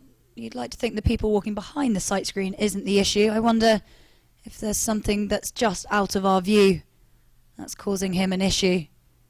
I remember yesterday they had to cover up the bottom of the side screen with the signs over there.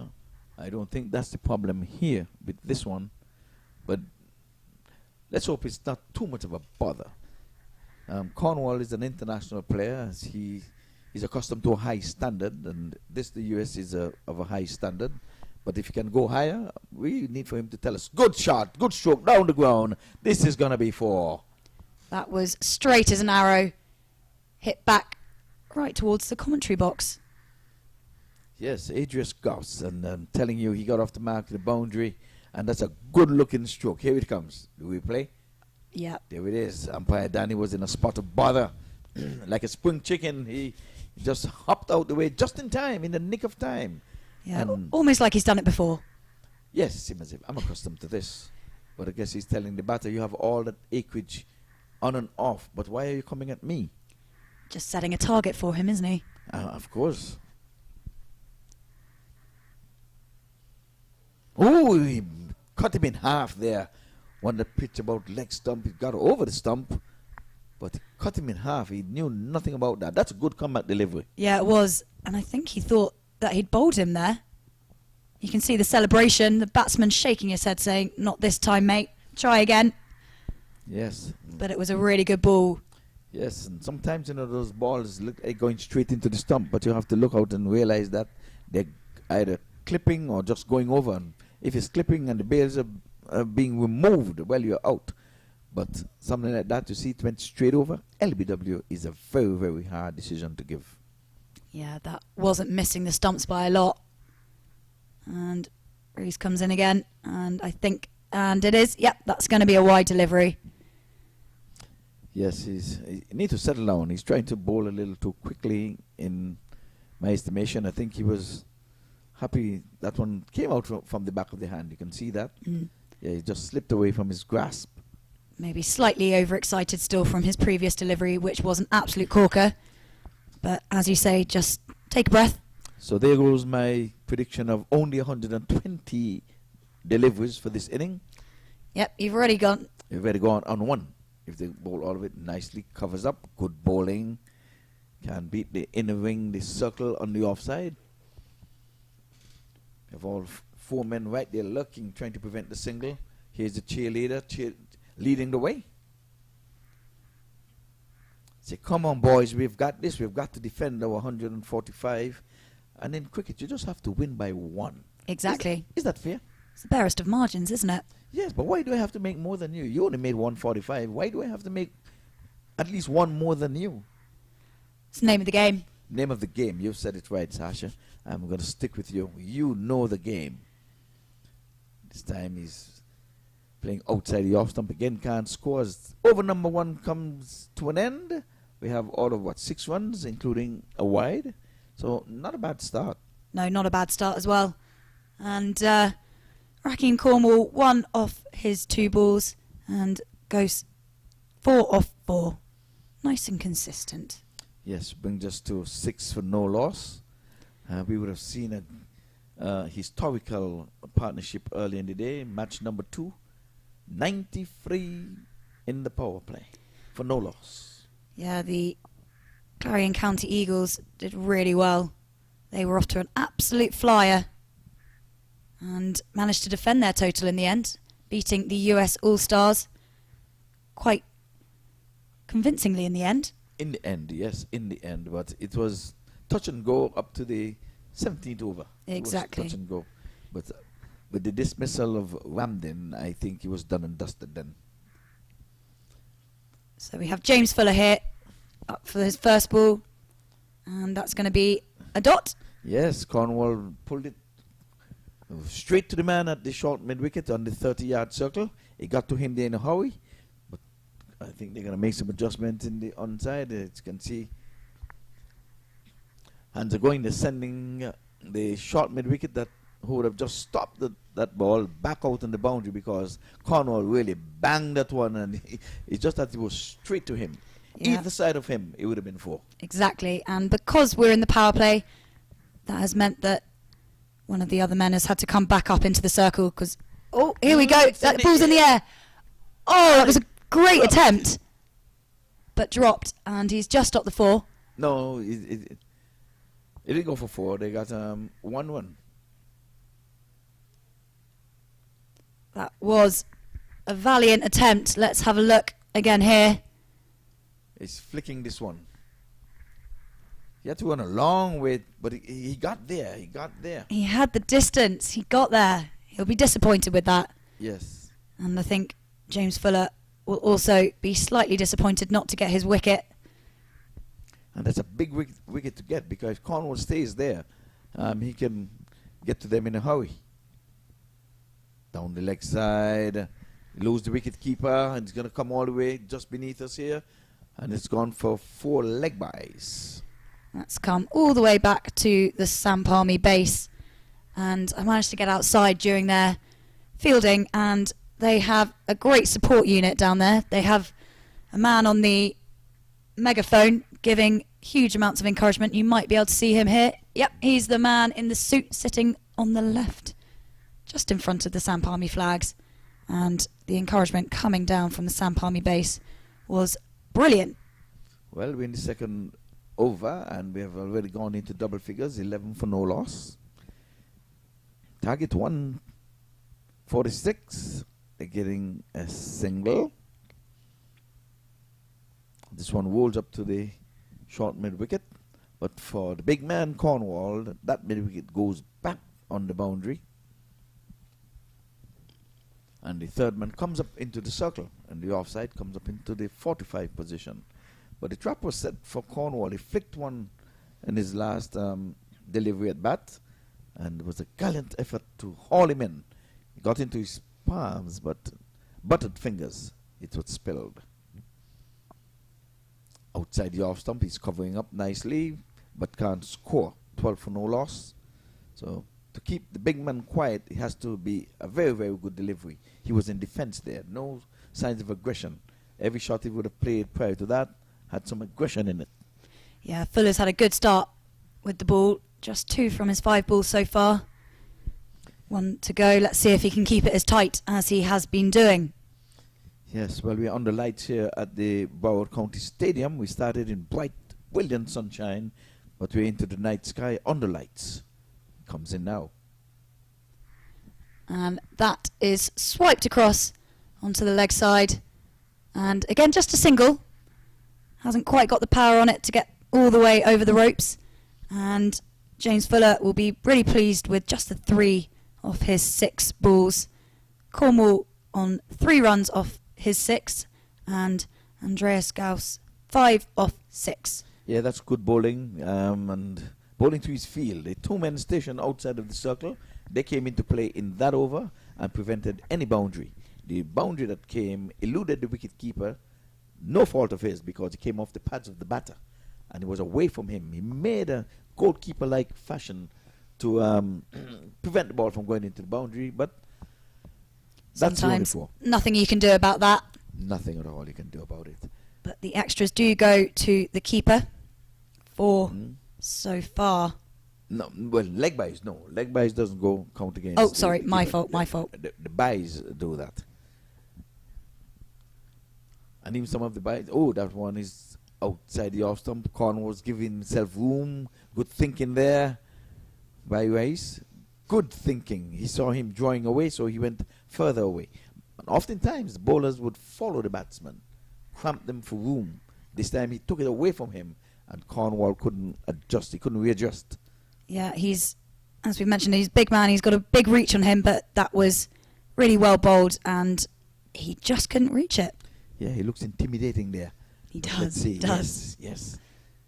Oh, a swing and a miss, just barely missing that 4th stump on the offside. Yeah, that's a lovely ball. Cornwall was millimetres away from it, but that was all that was needed to get the ball past the bat and into the keeper's hands, and another dot.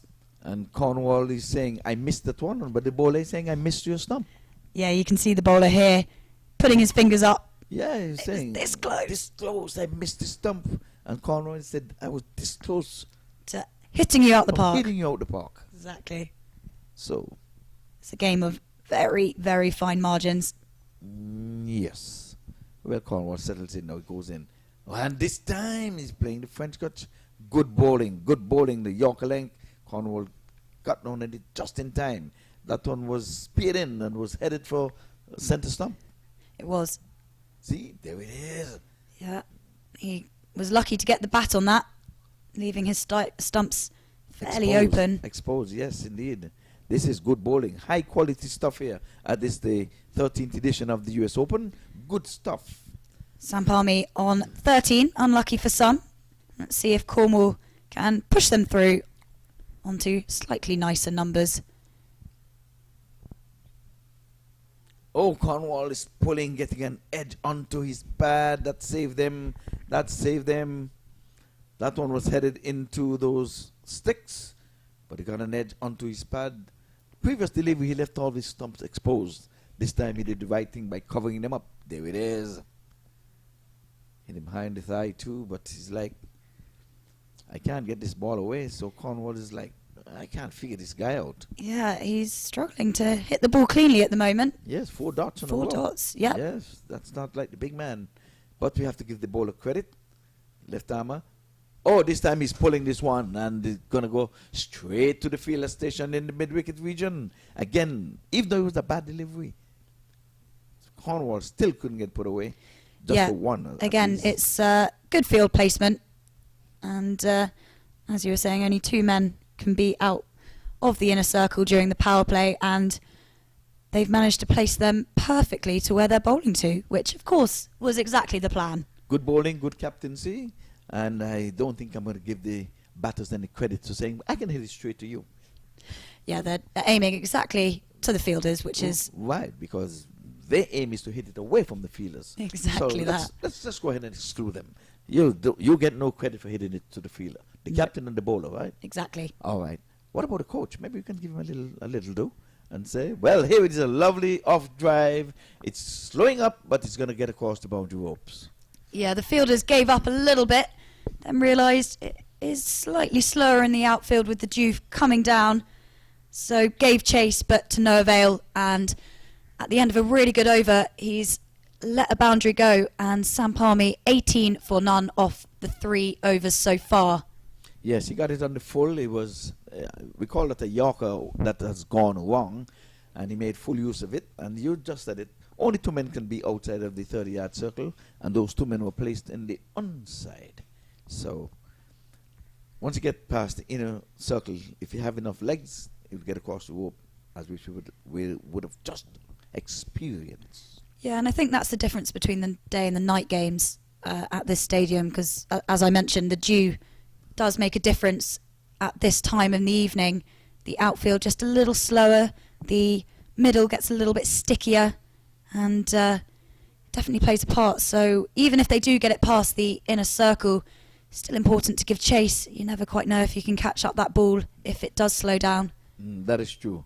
So the beginning of the day with the dew, overnight dew, and the last inning of the day's proceeding, we have a similar, slowdown, slowness exactly of right. the field. So this is something they have to keep into account and bear in mind. But once the ball goes in the air, I don't think he's going to slow down any. No, Okay. I don't think the air is going to make a huge difference in stopping that ball from going where it's intended to. Okay, well, new bowler, Terence Hines. And Paul Cornwall has gone aerial in the air. He's going out towards the long off position. I think it's gone all the way. And it's a no ball being signalled. And no ball 6. Yeah, that's the worst start for Terence Hines. I think it was a front foot no ball. And Cornwall has dispatched that back over the bowler's head. So I'm going to put you under the pump now. Do you think that Cornwall would have heard that no ball early, or it doesn't matter whether it was a no ball, he was going to play that exact same shot? I think he saw ball and he thought, here we go. Here we go. That's off. I think you're absolutely correct. It was in my arc, and I'm going to go 2 men outside of the 30-yard circle. I've swatted a few exactly where the fielders are. I'm going to get this one away from the fielders. Yeah, and he's got a free hit now. Let's see what he can do with this. Under the pump. And he's pulling this one and pulling it well for 4. Cornwall's under charge. Yeah, there was a man out there in the deep, but Cornwall hit that really hard, and it would have been pretty impressive if the fielder had made it all the way round to stop it in time before it hit the ropes. You can see here now on the replay. Swipe! That is gone. Yeah, he took it from way outside the off stump. So Cornwall, given the life when he was on 1, so these 13 runs is going to be adding up, and it's adding up fast now. Yeah, you're right. 29 for none off 3.1 overs. Terence Hines going for 11 off just 1 ball, 1 legal ball, and goes again. And Cornwall finds the man out in the deep, and I think that's just going to be the single. Yeah, just the single for Cornwall. He's not in a rush to run quick 2s. Yes, And I don't think it would have been the right decision anyway. Okay, right. So, but I'm going to put you under the gun again. As long as he stays in the wicket, do you think we're going to see a double from Cornwall? I mean, it's... Okay, you're on the fence. Okay, can leave it alone. Sorry, I'm going to be boring. You're going to stay on the fence. I'm going to be really, really boring. All right. Cornwall, if there's 2, Cornwall is going to run 2. I'm telling you right now. He's a fit man. He looks fit because he's not breathing hard. You can tell from here as goes outside the off stump. That's a good delivery. Coming back into the batsman with some height. At this time of the night and ball making height, it's a good pitch. Yeah, you're exactly right. This is the last day that we will be playing on this wicket. Tomorrow we will be moving just 1 to the left of the screen, moving into the middle wicket of the 3. is that wicket number 2? Yeah, pitch. Yeah, Pitch number 2, sorry. Yes. And it will be interesting to see how that plays differently to where we've been. We've had 3 full, nearly 3 full days. One match was sadly rained off on day 1. So it's been really well used, and the groundskeepers have been great. They've really looked after it. Yes, Milton Taylor, the curator. This one is coming in again to the batsman. He opened the face of the bat and he runs down to a white third man and gets a single. So the score has gone to 31. We're into over number 4 for the newcomers, and welcome to all who are now just tuning in. You're looking at live cricket on the MAQ TV. There's always cricket on MAQ TV, but we want to inform you that this is live, coming to you from the Broward County Stadium, right in the beautiful city of Lauderhill. Virgil Francis, good night. You would be happy to know we are in your hometown, right in your front yard. This is Virgil's front yard, not backyard. Oh, this one is over the shoulder, and is one for the over. And in 2020, you're allowed to bowl that one, the second one. You're not going to get away with it. It's going to be called a no ball. Yeah, that's quite impressive to get the ball to come up that high on Cornwall, who's a big man, height-wise, and yes, I think Cornwall was looking for a wide there, but it was not over his head. Over his head, it would have been called wide, but it was just over his shoulder. yeah, just over the shoulder. He's not only big; he's the tall guy. He is a tall guy.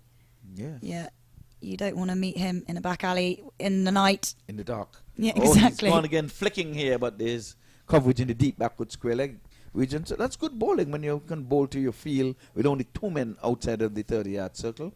And in that general area, he would have got put down when he was on 1. So the scores merrily moved on to 32. Andreas Gauss, he's on 10 from 9. Cornwall is 16 from 16. Yeah, Hines did really well after giving away 11 off just the first legal ball. He bowled a no ball, which went for 6 first ball, and so just to give away 14 for the rest of the over, he's done well to come back from that. Yes, indeed.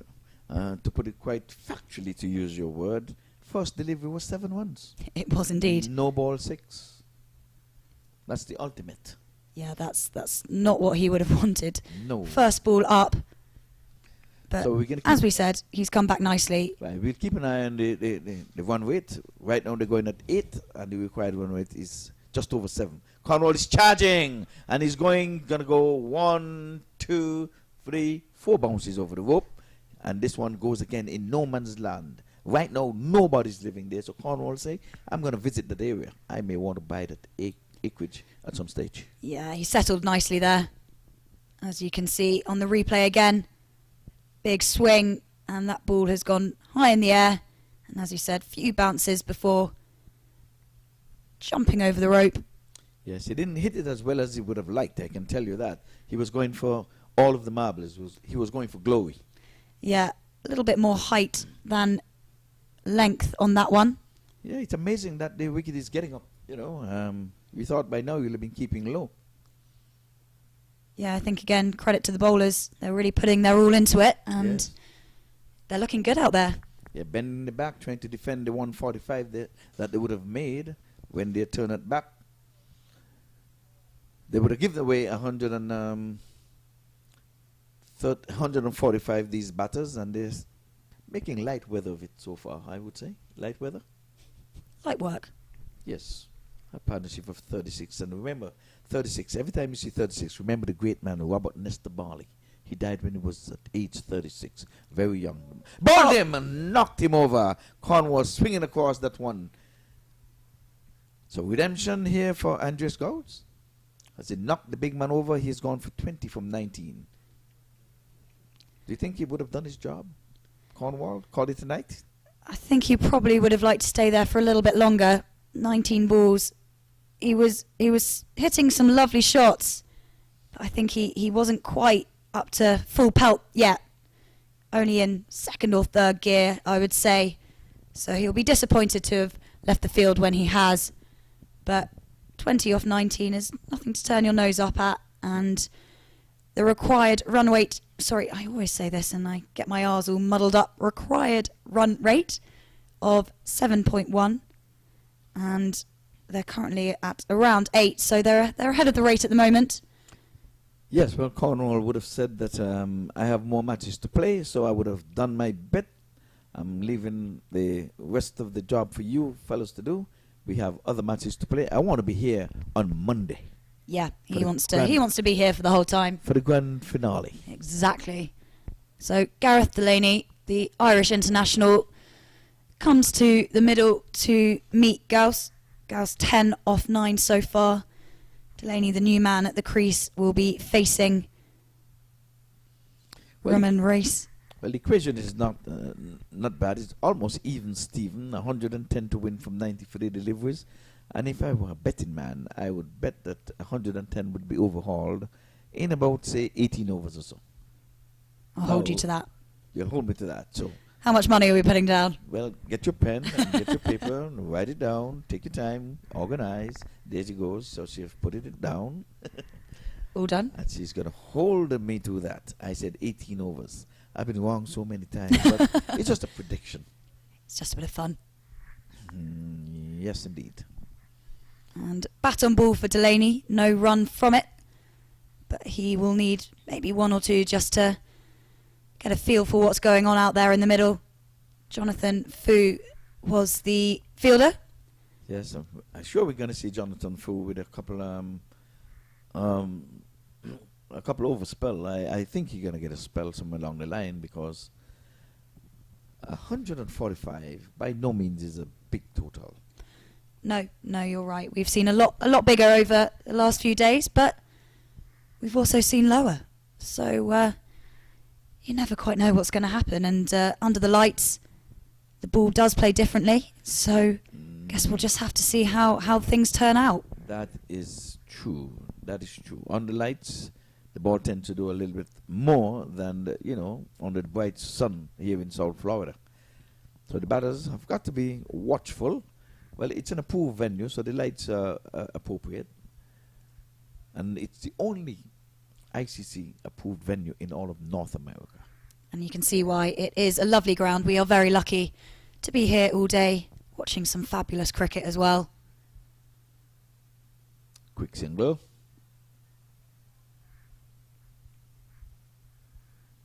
Yeah, well run by Samp Army. They move on to 38 for 1 off 5 overs. 1 over left in the power play to go. Well, the end of a successful over. The third delivery, Cornwall was bowled neck and crop.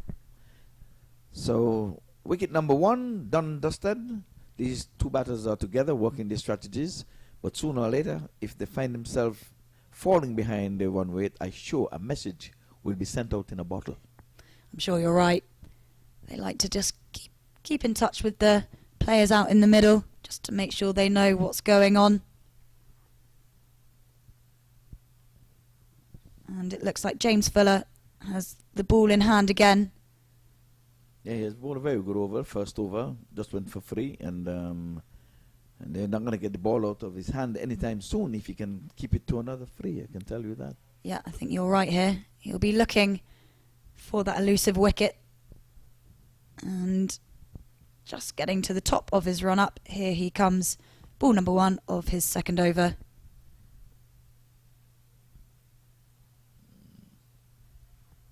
Yeah, naughty. The keeper could have done much more with that, though. I mean, he was down the leg side, and it was not a difficult take. He was always going further away down the leg side from him. But here it is, 5-1 from the first delivery, 5 wides. So that has messed up his bowling analysis right away with that one delivery. Yeah, I don't know if that's gone through the keeper's legs. It looked like he had it in hand, and next time you saw the ball, it was running away to the ropes. So, as you say, Fuller will be slightly disappointed with Perkins' effort there. But here we go again. Ball number 2.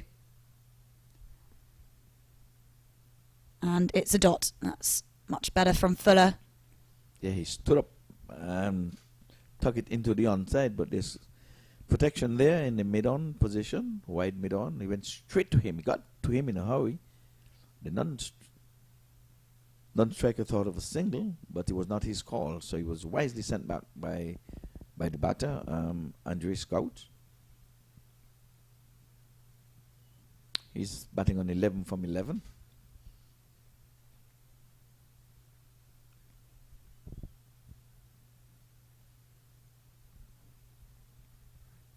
He's flicking this one nicely to the short mid-wicket for a single. Yeah, another good ball from Fuller there. Keeping it tight. And looks like Aaron Lilly is the fielder. Yeah, it's getting tight and tight like the economy. Exactly. Oh, this COVID. How did you manage it with the COVID over there in England? We had a long lockdown period. It was tough. A lot of people had a tough time, but that's probably the same all over the world. All over the world, yes. Into the leg side, he's turning it for a single. Good work there by the man at the mid-on position. Went into his right and prevented an extra run. He was getting away from him fast, but he got there quick, fast and in a hurry, and prevented a second, if not more. Exactly. So the 5 wides look real bad there on Fuller's bowling the first delivery. Other than that, he was smack on. The scouts are out. They're looking for players. They're looking for young players. They are here. They're watching on TV, on the MAQ TV. Oh no, this one is a wayward delivery. The wicketkeeper did really well to catch up with that one. Pitch outside the leg stump and still going further down the leg side. Yeah, that was easily a wide. You can see way down the leg side, and Delaney wasn't getting anywhere near that one. Easy call for the umpire there. And he's going to have to bowl that one again. So 7 runs coming in this over via wides, extras. Yeah, that's not what that's that's not what the Eagles would have wanted. I think it's the commentator's curse. I said if you bowl another over with just 3 from it, you're not going to get the ball from him. And look at this. Maybe he doesn't want another one. I guess he wants to. I'm sure that's not the case, knowing bowlers. It's always slightly hard to get the ball out of their hand. Yes, but with this performance here and with wides, totaling all of 7, when you're only defending a paltry 145, plus 1, which makes it 146 for victory. Yeah, as you can see, 98 to win. And they are looking on target required run rate, and that has been smacked across for a 4. Yeah, he was asking to be hit. This is not a good over at all from Andres. And he banged this one into the pitch, halfway down. It sat up. And he lucky he wouldn't put out beyond the boundary ropes. But he got 1 or 2 bounces. Here it is again on replay. Yeah, that was right in the slot.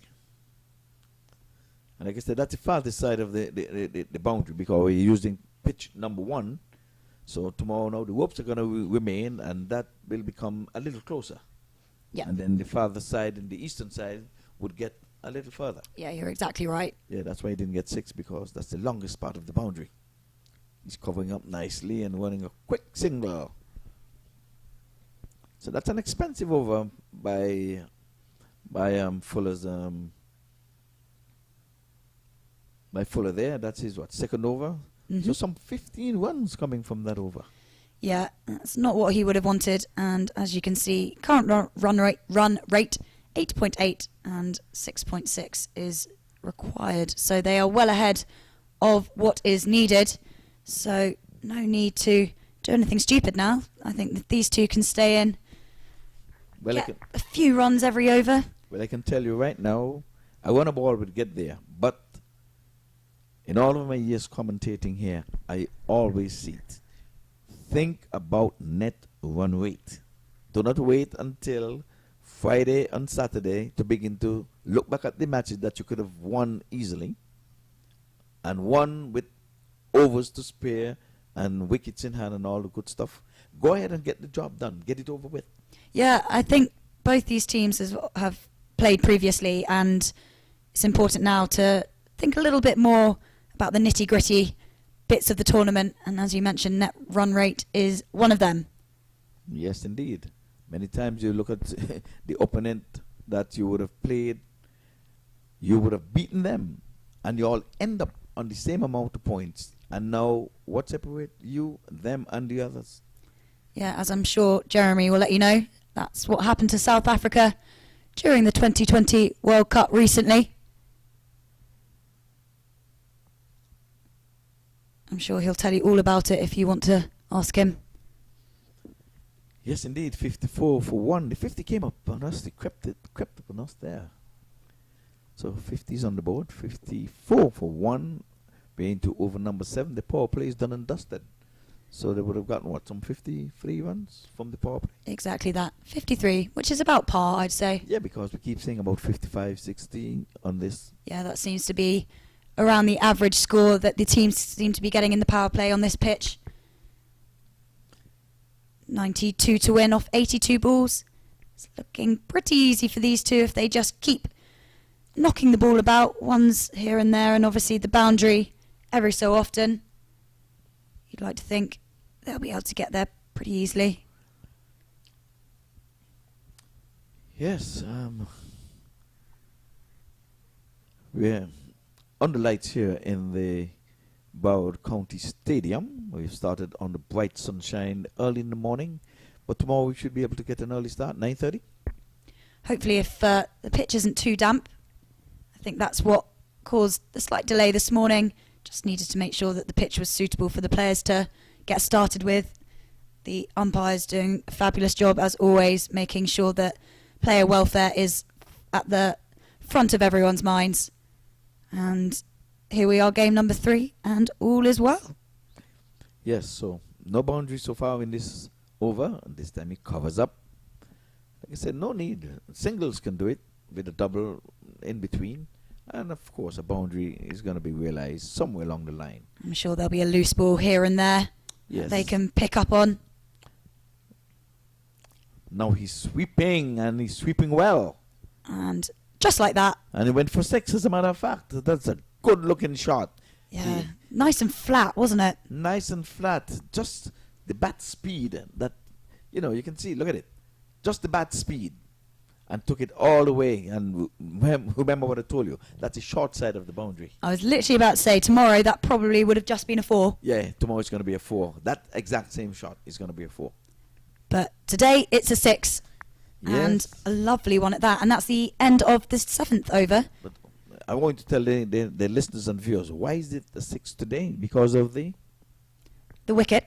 The pitch. Pitch number 1. We're playing on pitch number 1 and have been playing on pitch number 1. And that's the short side of the ground. Yes, exactly right. And if you tune in tomorrow, which we hope you will see that we are moving 1 to the left, and pitch number 2 will be in use for the next 3 days. Yes, indeed. Well said. I couldn't say it better myself. Change of bowling. Sunil Narayan into the attack. And it's getting a big off spinner there. Batsman got some willow on it and scampered through for a single. He had a little word with Narayan. Narayan opened the inning, was first to go, and I think he got, what, 20 odd? Yeah, I think it was about that. Okay, the man with the mohawk. Sonic the Hedgehog, I like to think. I think West Indies would have missed him in the World Cup, though. They missed his bowling. This time he's opening the face and he's steering it down to short third man. Thought of a single, but was wisely sent back there by Andre Scout. Yeah, a bit of a mystery spinner, Narayan. He hides the ball nicely from the batter, I should say. And you never quite know what's going to come out of his hand. Keeps it interesting. Yes. Well, what do you think? Do you think they're going to try to play him out, or they're going to try to work the singles and still to keep up with the required run rate? Yeah, I think that's probably what they're going to do. Just keep the scoreboard ticking over. Make sure that the runs don't get too on top of them. And just the 1 off his 3 balls so far. I think he'd been warned there, and not really warned. I guess he was told there by the umpire, you're getting close to my line. This time he goes in the air, coming off the outer portion of the bat. He's running very close to the boundary. He's going to get across the boundary. What can I say? A race between a ball and a guy with 2 legs. How can a ball by itself beat a man with 2 legs? Yeah, it was looking like he potentially was going to get there. Of course. But he was pumping away. I am looking at that ball. That ball does not have any legs. How can you beat a human being with legs? Well, it's a good point. It was rolling pretty fast. That's why we invented the wheel, isn't it? Get the car going, get the car rolling, quicker than the two legs. I say we as if I had a part in the invention of the wheel. I can say that it wasn't to do with me, but I do make a lot of use of it. You're kidding me. I may look old. You were not involved in that? Only a few years ago. No, you're not looking old at all. So, remember, we have some folks here who will never grow old. We do. A couple of young'uns and forever youngs in the mix. Okay, well, I'm going to give you the definition of old. Do you know, how do you determine if a person is old? I'll tell you. If a person walks up to you and said, "Oh, I love your alligator shoes," and you're actually barefooted, oh God. then you're old. Oh dear. I can't say I've ever heard that, but sounds like you're speaking from experience. Not yet. Not yet. I always try to wear shoes, so I'm afraid of that compliment. Keep those feet hidden. I don't want to get this compliment. I don't want to hear, "I love your alligator shoes," and I'm actually walking barefooted. Oh God, stay away from the beaches. But of course. Well, we're going to be having Royal. He's going to come in for his second over. Had a pretty good over, 9. But then again, you know, going at 9, that means these guys will get there in a hurry. Yeah, you're right. Yes. I think it's 6.6, the required run rate at the moment. We have seen quite a number of left armers here. That's a lovely shot. They're going to get 2.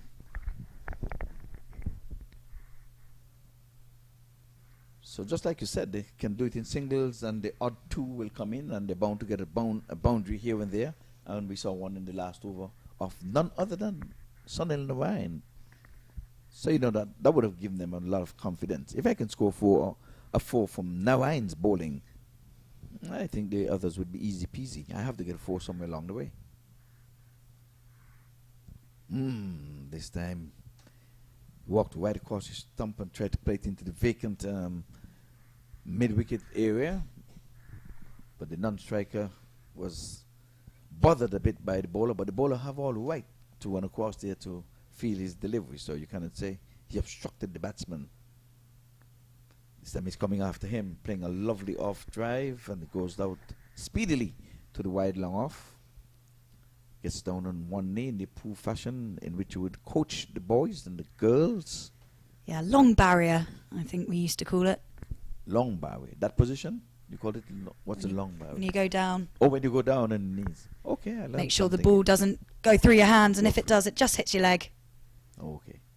On the back foot, punching into the offside, and they're running a quick single. Overflows? Yes, indeed. There's no one backing up as that one would have gone past the sticks. So another double. So we have 2 doubles in this over so far. Yep, they're going exactly at the right pace. They're over the 6.4, which is required. I can't say this word. I'm so sorry, everyone. Required run rate. Required. Yes, required run rate. Don't know why it's causing me so much issues. I think you had too much to drink. That's Too much water. oh, water. Okay. Well, no, I thought you had some Oh, and the Mad Hatter tea, Mad yes. Hatter tea. Maybe I am going mad from all the tea. Oh, you said it, not me. All I can tell you, just try not to get the mad cow disease. Yeah, I'll make sure to stay well away from that. Stay well away from that. But stay with the Mad Hatter tea. It's good for you. So 7 off that over. Samp Army move on to 74 for 1. 72 to win off 66 balls. They look like they might make that total pretty comfortably. Yes, well, it depends on this over from now on. Let's see if he will Disrupt things. disrupt things. The lone wicket to have fallen would have been Cornwall, gone for 20. That seemed like a long time ago. So, over number 10, Narayan with the ball hidden behind his back as if he's not going to let it go from there. I often wonder, why do you hide it from back here when you're running up? I'm only interested when to let go of that ball, so you can hide it all you want. Put it in the pocket, but when it comes out, that's what I'm looking at. See, he's hiding the ball. He's not going to bowl it. Oh, edge past the keeper, runs here. Another double. There's a foot chase on. This time the ball would not win the race. That's what I'm talking about. You have two legs and it's one ball. How can you let the one ball be two legs? Yeah, well, especially as we were saying, with the dew coming down, it does make the outfield slightly slower. And in that instance, the fielder was able to stop the boundary. And as you said, just the two off the edged ball that went past the Eagles keeper. But they need a wicket, so now the damage is done. I was going to say, you're going to need some wickets because they're on pace to win this of singles. Now, and with all these experiences, now putting in the slip. It should have been there. You have to have a wicket-taking ball and persons have to be in position at the right time. Not when the horses would have left the barn. No, you're exactly right. And they look like he's being taken out immediately after that ball. Yes, so I guess it's just for this batter because he would have edged it for two. They said, well, he's the edger. Maybe his name is Edgens. You never know. Maybe in the changing room. Yes, I'll have to check and see. This time he's working this one off the legs. So Narayan has not been much of a bother for these two batters. They've been scoring, you know, well, the required run rate is just over 6. So no need to take any chance against the young man. No need for aerial shots. Cornwall would have worked his way through that. He has been gone, and now he has set the pace and settled down the inning, in which where Garth, Delaney, and Gouch can just take their time and just score singles and doubles off Narayan's bowling. Yeah, taking the pressure off the batsman, not having to play any big shots. So I'll say this for you, the required run rate is 6.6. Yeah, I don't know why I'm struggling so much with that. It's the 3 R's. Yes, well, just remember, it's Royals, Royals, Royals. So we can say the Royals, Royals, Royals. Don't make me say that. It's a tongue twister now. Don't want to embarrass myself even more. Okay. So Narayan has not been successful in his second over. He has gone for 11 runs, and he would have rolled his fingers through his hair as if to say, brain, what next? What should I do to get a wicket? We need to break this partnership. They've rolled into the 80s now. It's 80 for 1. Yeah, 66 to win off 60 balls, 10 overs to go. I think they might get to that total before the 20th over. And as you can see on the screen, time to take a Mad Hatter tea break. We'll be back shortly.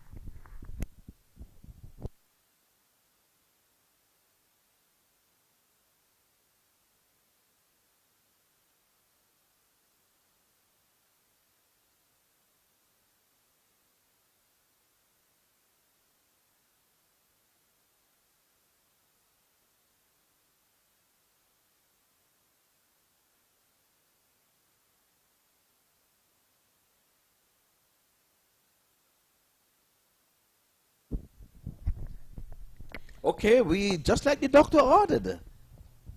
Off air, we were saying they're going to need a big over. Could this be the targeted over? Just didn't get the mic on time to say Delaney can hit the ball hard, and he has hit the ball hard. That has gone miles. I think that's actually in the stands. And now he's put the bowler under the gun. He's under the pump. He's going to get some instructions from the wicketkeeper, or encouragement maybe. Yeah, looking like it. That was a big shot. We had to get someone to go up to row 4 in the stands. Hear this. He was right behind of the bowler when he was speaking. I really couldn't see his face. But it seemed as if he told him, don't worry about that. That was just a lucky shot. Sure, yep, exactly that. So I can read through the back of him and saw the helmet and he's saying, that was just a lucky shot. See? The next ball, he couldn't do anything with it. It's a dot. Yeah. The only issue is they only really need 6 in an over, and they've already got it off the first ball. So anything now is just... It's bonus. Exactly, just a bonus. Oh, you've got it. You're such a good commentator. 60 to win off 58 balls. He's going after him again. It's high. It's hard. It's coming towards us. And it's almost knocked us out of the com box. That nearly went straight into the bin. Yes, that's an almighty blow. And you would have said it. This is the over. They're going to be targeting Royal. I guess you heard me when I said Royal, Royal, Royal. And now she's Royal. We had a royal battle earlier today between the Yankee Royals and... That is good batting. That is a lovely shot. Yeah. Yeah, just rolled the wrist over all along the ground and said, I'm not going to give up my wicket because I would have struck you for 2 mighty blows. As a matter of fact, I like to share. I'm going to share this over with my partner. Yeah, as I was saying, the royal battle between the Yankee Royals and the Mace Royals made it good fun for us in the commentary box. Yes, yes, yes. And now we have the bowler Royal, so... It's been a royal affair. Royal affair, yes. In the air, but in no man's land, they're going to be getting at least 2 here. Yeah, so that's pretty easy too for the batters to get. And this is a good over for the Samp Army, who move on to 95 for 1. Yes, 15 from this over so far, with still another legal delivery left in it. So we said this is the over. They had to target an over to really, really bring it down, since Narayan still has 2 overs to go. They can afford to even batter 2 maiden from him. He's going again, this one, and it's going to go for a beautifully driven 4 to the offside. Easy peasy. He's managed to place that right in between the 2 outfield fielders here. And as you say, another boundary. And Delaney moves on to 33 off 23, catching up with his partner, Gauss, who's only just ahead on 34 off 26. Samp Army 99 for 1 after 11 overs. 19 coming from that over, and an expensive one. I see the umpire is going out, and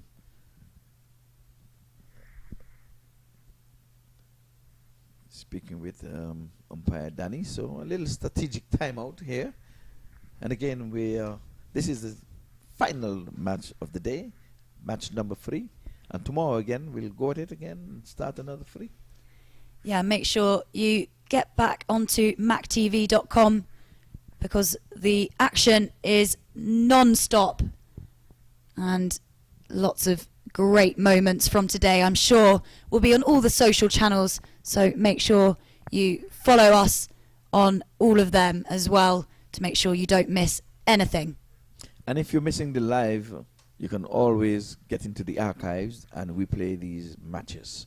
They're on MAQ TV. MAQ TV brings you cricket 24/7. Yeah, for all you cricket lovers out there, and I'm sure there are lots of you, this is exactly the place to be. So don't go anywhere. 9 overs to go. 47 to win off 54 balls. So less runs than balls. It's looking quite easy for the Samp Army here. 100 comes up. No need for me to ask if they will get to the 100 like we did in the first inning. Yeah. So you escaped that. If I was a betting woman, I would say, yep, the 100's going to definitely come up. Okay. And I'm right. But it sure didn't. Came up off Narayan's over. Narayan, you need some wickets for your team now. The Eagles are in need of your magic and your mystery. Where has that mystery gone, Mr. Narayan? You're playing on a turf wicket. You're playing in an international ICC-approved venue. We need for you to work your magic. Yeah, and this wicket has really favoured the spinners over the last few days. So this would be the perfect time for Narayan to strike. Delaney on strike as well. Let's see how this battle fares up. Well, the 2 batters are going neck and neck. They're in the 30s. Yeah, race to 50 by the looks of it. Yes, well, the partnership has gone over 60 now. This time he comes forward. Back to Narayan. Good stop. To the onside. Not bothered by the name. You're playing the ball. You're not playing the name. Yeah, and it's a big name. Yes, of course, in international circles, a big name, Son in the Rhine. Quicker one, punch outside the off stump, but it's going to go quickly down to the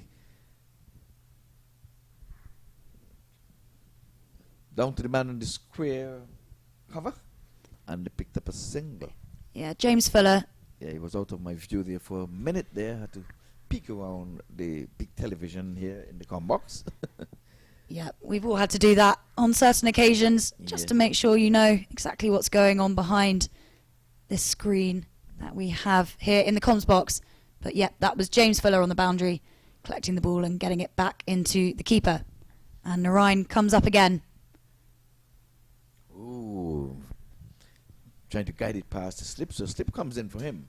And like I said, he would have edged one past there earlier, but here he was again fishing. But there's a man lurking right there, sporting the number 21 on his jersey. For those who would not know the first position, number 21 is in that position. This one is guiding out to the extra cover. And the scampers through for single. As that over comes to an end, all singles again. I think some 5 singles. I think that's about right, yeah. 103 for 1, Samp Army. Partnership now of 67. Gauss taking the strike for the next over. Delaney on 34 for 25. Gauss 36 of 29. What does this represent again? You're going to have to remind me that one. Bob Marley. There you go. Bob Marley. Yes, he died at the tender age of 36 years of age. 36 years of age. That guy was a genius. Yeah, he is definitely a legend. Yes, yes. Of reggae. There you go. His songs will never go old. So when you see 36, always let it come to mind. Hey, the great man died when he was only 36 years of age. Yeah, he got a lot done in those few years and will be remembered for a very, very long time. Jade Dernbach now with the ball. He was quite expensive in the last game he played, so let's see what he can do now. Gauss on strike and just plays it back nicely and gets the single from it. As we said, that's all they need. Just a few singles per over to make the total, but have a feeling they're not going to settle just for some singles. No, because all they need to win this match is singles. I think they're going to need more than this to make sure the net run rate is up. Exactly right. So the coaches and management team has got to start working. If not from tonight, they have to do it from tomorrow. Try to win on a counter.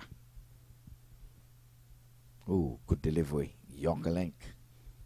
Came down on it hard outside the off stump.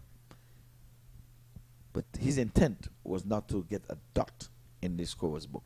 You can see that. Exactly. Yeah. Run rate that they need is 5.3, currently on 8.5, so well ahead of what they need. Target, just a reminder, 146, currently on 105, with just the 1 wicket of Rakeem Cornwall. Cornwall, yes, and no surprise that Royal was taken off after being carted out for some 19 off his last over. So pretty tidy over so far in this one from Dernbach. All singles. The poles are being planted again. Yeah, we've seen lots of singles. Not as many boundaries as we would have liked, but as we keep saying, it's not necessary. They don't need to if they don't want to. If it's not there to be hit, no need to do anything silly. No, they're trying to get the second win to make sure that we would have won 2 games, and that'll put us a nose out front. Exactly. Because the US All-Star would have lost their game today. So they're 1-1. So the Samp Army is trying to get 2 up. Exactly right. And Gauss on 38 off 31, followed just behind Delaney, 36 off 27. And again, 36 come into play. The great man with locks. What's your favourite Bob Marley song? All of them. Yeah, that's my favourite too. Yes. So we have to look for that title. All of them. All of them. He's stroking this one nicely. If he gets past him, it's got to be 4. Oh, before I can say it, Diddley Swat, he got past him, but he got there. But by the time he was slid, it was well timed. It was beautifully timed. So that would have spoiled his over. He was going for all poles. And when you put poles in the ground, you're going to need a fence at some time to put around those poles. There was what? There was 4 poles, and now they put a fence. There's a 4. Yeah, Dernbach doesn't look particularly pleased with that attempt of fielding. As you said, he was going nicely before that boundary was leaked through. Yeah, he should have done better with that. He should have stopped it. There would have been only a single. But he goes on to 42, and are we going to see a 50 in this inning? Do we have to stand? Nah. By your standard, you said 45. Vinod is a little harder. He said when they get into the 40s, you have to stand. Some may have to stand for all 3 overs. This time down the leg side, he swivels, try to pull it, and it came off something because the umpire is not thing. So, did we have a change of umpire over there? Is that still Danny? I think Danny's at the far end. No, Danny's supposed to be at this end. We have Lindo is at the far end. That's Oh, I Jermaine see. Lindo. Then we must have had a change of bowler. Change of umpire. Yes, because I saw the umpire went up, but I don't remember. I saw when Danny was walking towards us. Maybe if we can get a report, we can think, because there's a change in the umpiring. Now this Looks like the Eagles are trying to get something onto the pitch, getting the attention of their teammates back in the dugouts. And while we wait, it's probably a good time to take a small Mad Hatter tea break. We will see you shortly.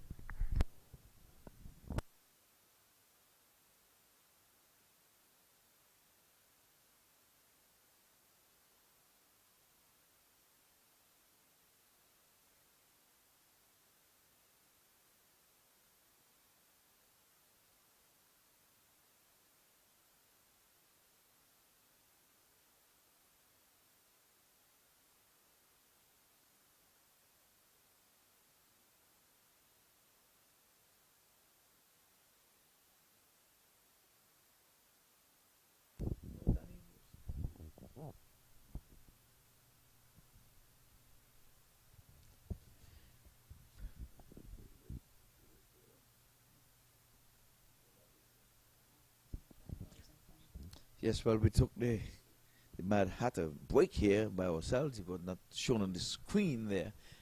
But, folks, I think maybe he's trying to inquire why the umpire was changed or something. I don't know. But, folks, Lindo is saying, I'm ready to play. Let's get on with it.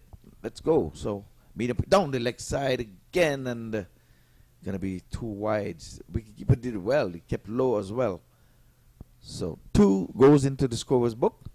Wadin Lalman been here from ball 1, first in, last out every day, and he's done a fantastic job.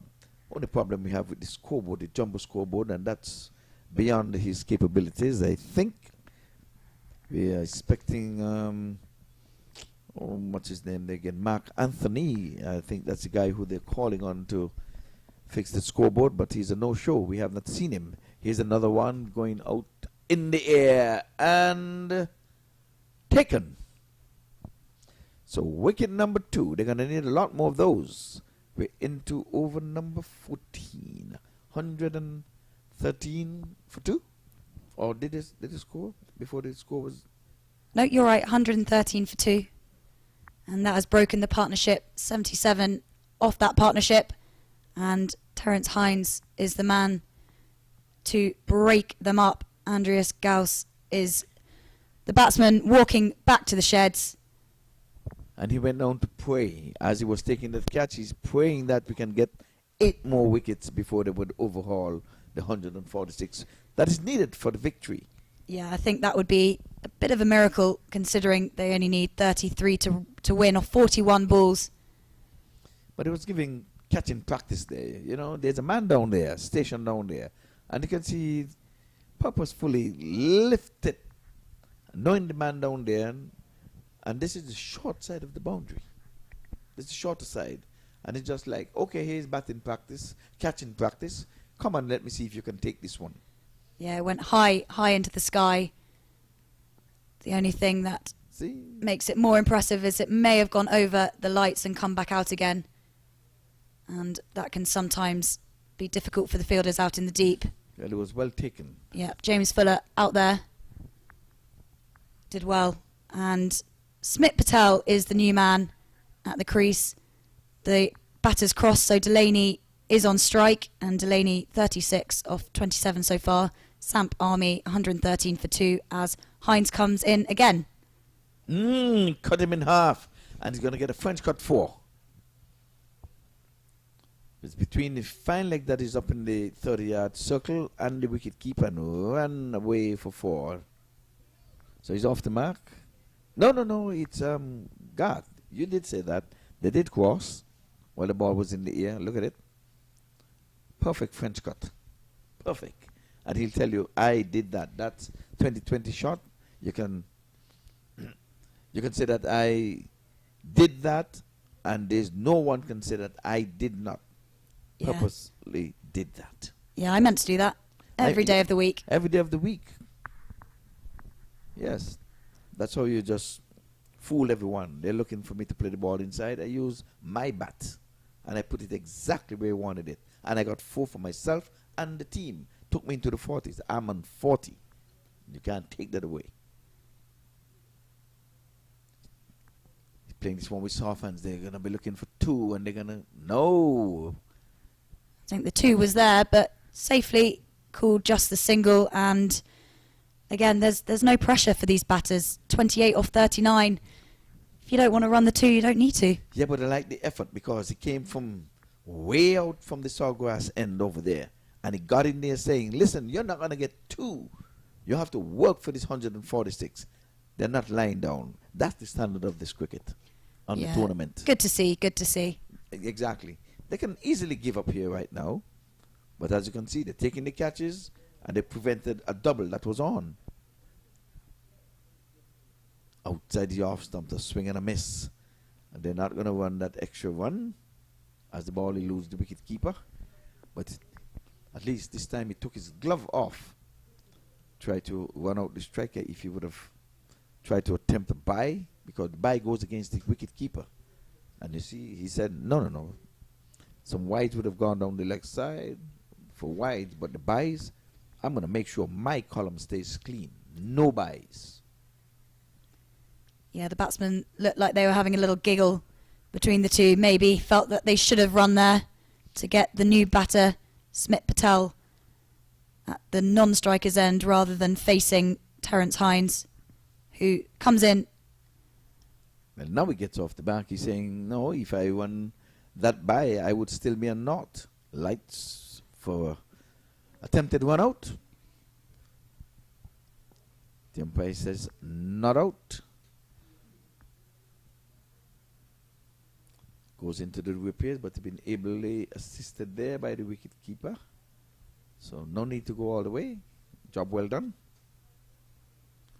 Umpire Lindo is satisfied that the bails are in the groove and the stumps are nicely aligned. Gareth Delaney facing the last ball of the over.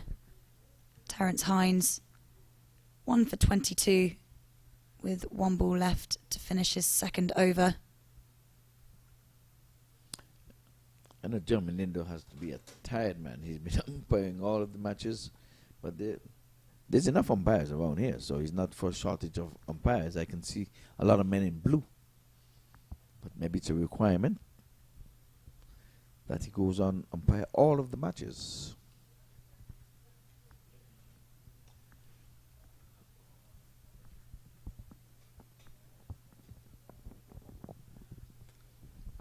At the end of the 14th over, we're going to take a quick Mad Hatter tea break.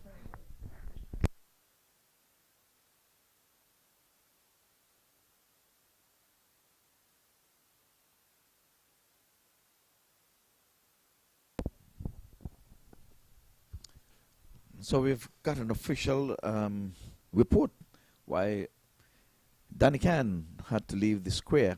He has an official meeting, umpires meeting with the USAcricket at 9 o'clock. But this game was slated to go past 9 o'clock. So there's other umpires here. So maybe it should have been that he should not have done this game. But nonetheless, that's what it is. He was replaced by another umpire for the last, after over number 12, I think it was, thereabout, because he has a meeting at 9 o'clock. It is now 5 minutes until 9, so he's been off now for about 20 minutes.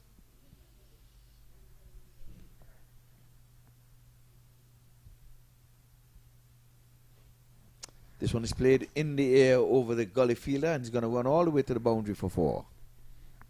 Not the best start for Aaron Lilly. His first over of the match, and 4 off it.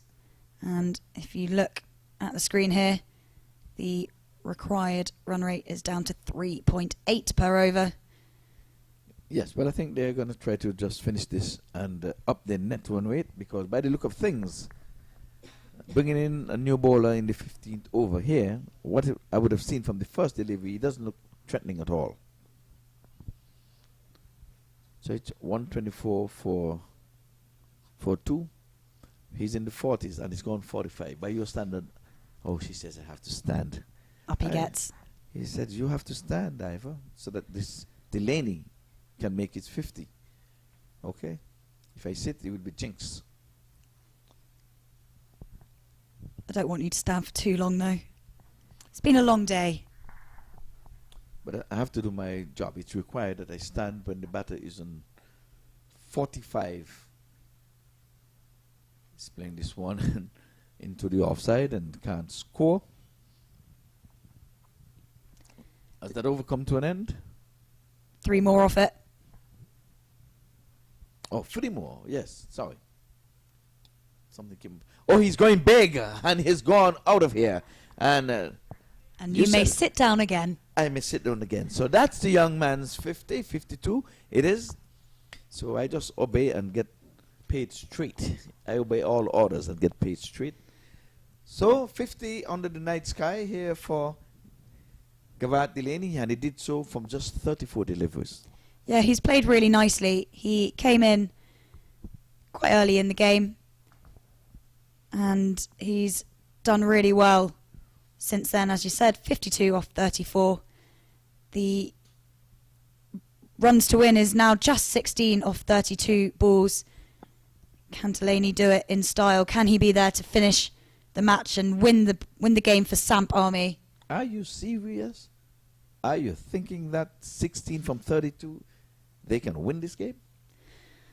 It might be an ask, but yeah, my money is on the men in orange, Samp Army, with all their massive flags right below the commentary box. So you're saying for the world to hear and to see that 15 runs with 31 deliveries, that Samp Army will win this game?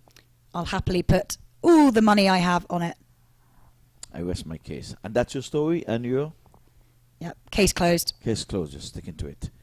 Oh, and here's a lovely shot, but there's coverage down there in the sweeper cover area. They'll just amble through for a single. So Sam Patel will join the party in the next over, and he'll probably try to get all of these 14 runs in the 16th over. Do you think? I think he's going to try. I think you should. I think you should. 12 off Aaron Lilly's first over. Probably slightly more than he would have liked. Well, that's what I'm saying. If you can get 12 from this over, and now you need 14 to win, why not just get an extra 2 and get the 14 and let it be done and dusted? Lights down, lights out, good night, nurse. You say it as if it's easy peasy. There we go. It's not that easy, folks. I mean, we're just having some fun in the com box. And this is the final game of the night. So for you weary eyes who've been looking at TV all day long, we really appreciate it. We appreciate you keeping company. and we try to keep you alive and try to put a little something into the cricket so that we can not bore you. We don't want the cricket to bore you, and we do not want the commentary to bore you, so we do a little jiggle here where we laugh and have a little bit of fun and hope it resonates and goes out to you, and you yourself would find some happiness and some entertainment. We're certainly having fun here. Yes, especially when we're drinking our Mad Hatter tea. Yeah, I think it is slowly making me mad. Huh? What a name, eh? Mad Hatter. From the book Alice in Wonderland, which is one of the classics. Terence Hines comes in, and it was a nice ball, but they have managed to sneak that single, and Gareth Delaney, who is 53 off 35, comes back on strike, and I'm sure he'll be looking to finish this game off pretty swiftly. But I think he has enough ambition to try to get the not out and finish the job. Yeah, I think that would be really important for him personally, and also good for the team. Samp Army, they don't really want to lose any more wickets. 2 gone so far, and that's probably as many as they'd like to go today. Touching wood. Yes, well, 13 more required from 28, so we can forget about the balls at this time. No need to dingle and dangle with balls. This time it's outside the off stump and it goes to cover sweeper for a single. So we can stick with the 12 balls to win. Let's forget about the balls. We're not gonna think about balls or anything. No, 12 to win. That's it. That's out of the equation. Yeah, 3 more balls in this over, and as we've said, 12 to win. They can do it in this over if they get 3 fours in these 3 balls. They're not needed. Too many balls to play with. We can put them in a Christmas tree. What do you think? Yeah, I need to get my Christmas tree, actually. Well, we have 27 balls here. You can put them in a Christmas tree. That's exactly what I need. Slight mix-up here. I think he's hit the ball straight into his non-striker's stumps. But if he wasn't touched by the bowler, the non-striker, even if he was out of his ground, would not be out. No, and that's exactly right. Delaney is still around. And so here you go, replay now. The umpire was in a spot of bother. I think the stump saved him. Yeah, I think you're right. That could have been rather painful. And he was going for the duels. My word. He was going for those extra balls. I'm telling you. Oh, this one is in the air. There's a man down there. And he takes the catch. My word. Garth, we were saying after you're 50, try to get your not out. But he was trying to finish the match. And he hit it in the air and straight to the man down his throat. Yeah, I did touch wood, but clearly it didn't make much of a difference. And commentator's curse. Delaney goes for 54 off 36 balls. A great knock, though, wouldn't you say? Very good, yes, because after Cornwall would have left, and for his 20, he stayed and he stayed and he stayed, and he did very good for Samp Army. He marched them along, yeah, as you would say, marched him up the hill and down again. Yes, he was going left, right, a wonderful 50. Yeah, and he's getting the pats on the back and the fist pumps from his teammates just below us. They know that he's probably cemented the win for them. Not even probably, he's definitely cemented the win for them here tonight. Mm-hmm. And definitely. And he should be exceptionally proud of how he's done here. Yeah. Shame to get out, as we said just before the win. Good catch down in the deep. Well, don't hold it against me, because I said that one went down his throat. But when I look at the replay, the ball was in his hands. Easy mistake to make. Easy mistake. I said he played that one straight down his throat. So forgive me, viewers, because the ball was in his hands and not his throat. But did I say something wrong in terms of cricketing terms? Not at all. Not at all. If he doesn't have to move, it's pretty much straight down his throat. Open wide, in it goes. I'm going to take it from you. All right. I've been reprieved. I've been reprieved. I have a happy man sitting to my right. He's doing a little jig here. There you go. I don't know if I would have slept tonight. And the Kiwi, Corey Anderson, is the new man to the crease. Oh, so Corey Anderson gets the bat. Oh, I guess he said, I want to enjoy this first pitch, because we're not going to be playing on it again throughout this tournament. Exactly right. Yeah, so he said, give me a knock. I need to get a little knock, get my eye in. As a matter of fact, he wants to play under lights here on a Wednesday night. Yeah, hump day, as we call Wednesday. Ready for a little dance, little boogie. 136 for free, and folks, we're winding down. Just 10 to go from 24. We say we're not going to worry about the 24 over here. That's just how many ticks it is in a day in terms of 24 hours in a day. Exactly right. Well, how much you have in a night? Not enough. If 24 hours is in a day, they didn't account for the night. Vinod has joined us back in the commentary box. Well, he's going to go down and make his presentation. I think that's what he's trying to do at this point in time.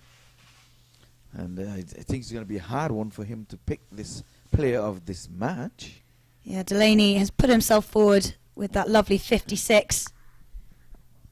Yes, I think he's tingling there with the trophy that he's going to take down with his mic. You can see him getting ready to head on down the stairs. I'm going to try to end the night. Smells good, by the way. Is any left in it? We thought we would use a whole tube. Corey Anson pushes the ball for a single, moves on to 2 off 2. 9 runs to win here. And Narayan is back on for the last over of his 4. Well, we're into single digits now. 2 strikes away. A 6 and a boundary will do it. So Narayan decides he wants to bowl from the southern end. He would have had all of his free overs from the northern end. And again, he said, let me try this end for further down if I prefer this end from the other end. Outside the off stump, playing it to the extra cover, can't score. So now I'm going to make them work a little harder to get this 9. He's gone for only 16 from his 3.2 overs. This time he's getting the inner portion of the bat, and now and scratches his head and saying, how in the world that one did not get through to hit timber? 8 to win now. Samp Army 138 for 3 and 21 balls left. But as we said, just 8 to win. Balls aren't really important now. Just depends how quickly they get these 8 runs. Slip in place. Now into Corey down the leg side, wayward. Let's see, did he get a touch on it by the umpire? By the look of things, I think he's gonna say it touched him, but Corey's on this and saying it didn't touch me. No, that ball did not touch me. Just taking himself away just to clear the head before facing another ball from Narayan. Said, okay, well, it's Narayan. You don't want to say he bowled a wide down the leg side. Well, I'm going to swat this one into the onside, but straight to the man down at deep mid wicket for 1. 7 to win now as we count down. They are getting there in singles. I wonder if one of these fairly new batsmen are going to try and swing it. Try and get a ball over the boundary rope for the win. 7 to win, so they need two boundaries if they're going for it. Yes, well, now they're trying to keep him out of the wicket column. Last ball in his spell, and he swings this one, and he swings it well. And he's placed that. For 2, as a matter of fact. 2 coming from Yeah, some nifty footwork there. I thought it had touched the rope, but actually it was a foot. And high fives out there in the deep. And that is the end of Narayan. He has bowled 4 overs, 20 runs, and no wickets. They just gone for 5 runs and over, but they needed wickets in order to threaten a win here. So the Eagles, I think, by my reckoning, with only 5 runs to get, they will be going down to Samp Army.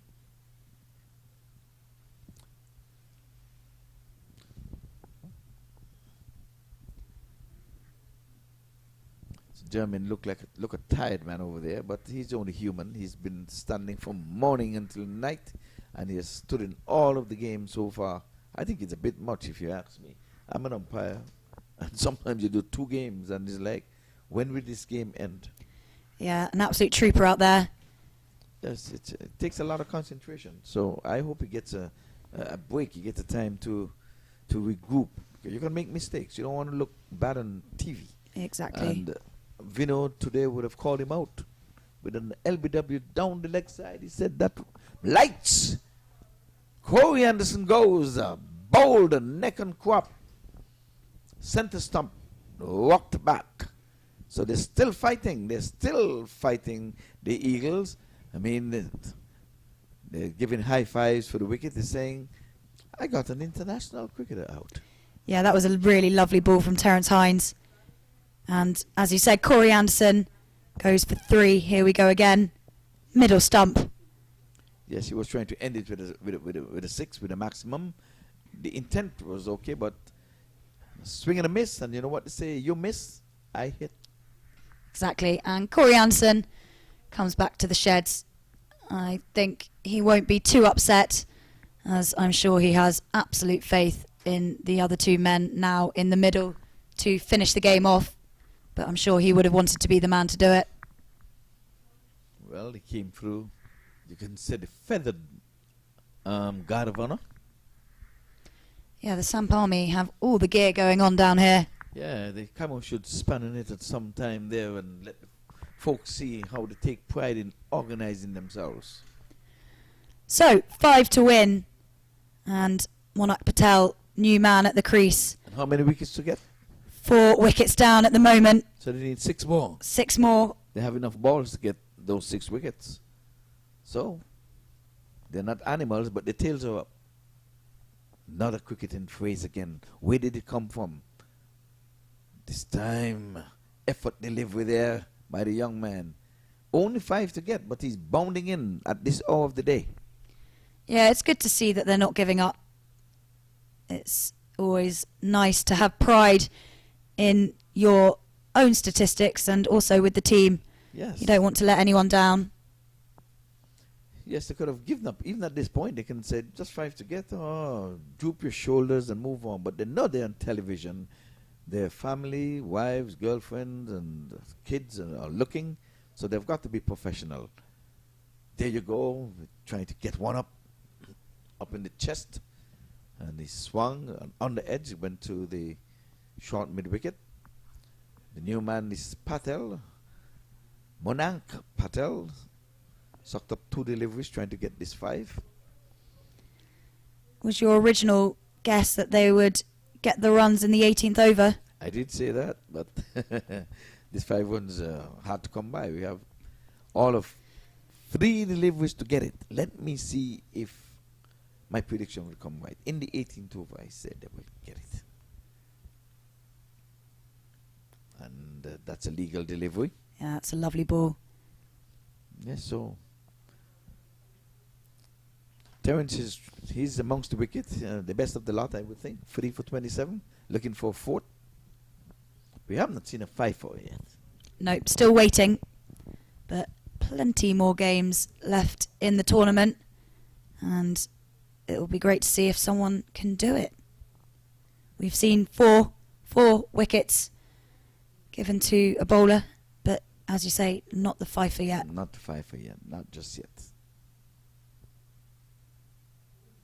Okay, he's going in the air, and it's going to go down to the boundary for 4. So, 1 to win. We're still in the 18th over. Scores tied at 145 at the moment.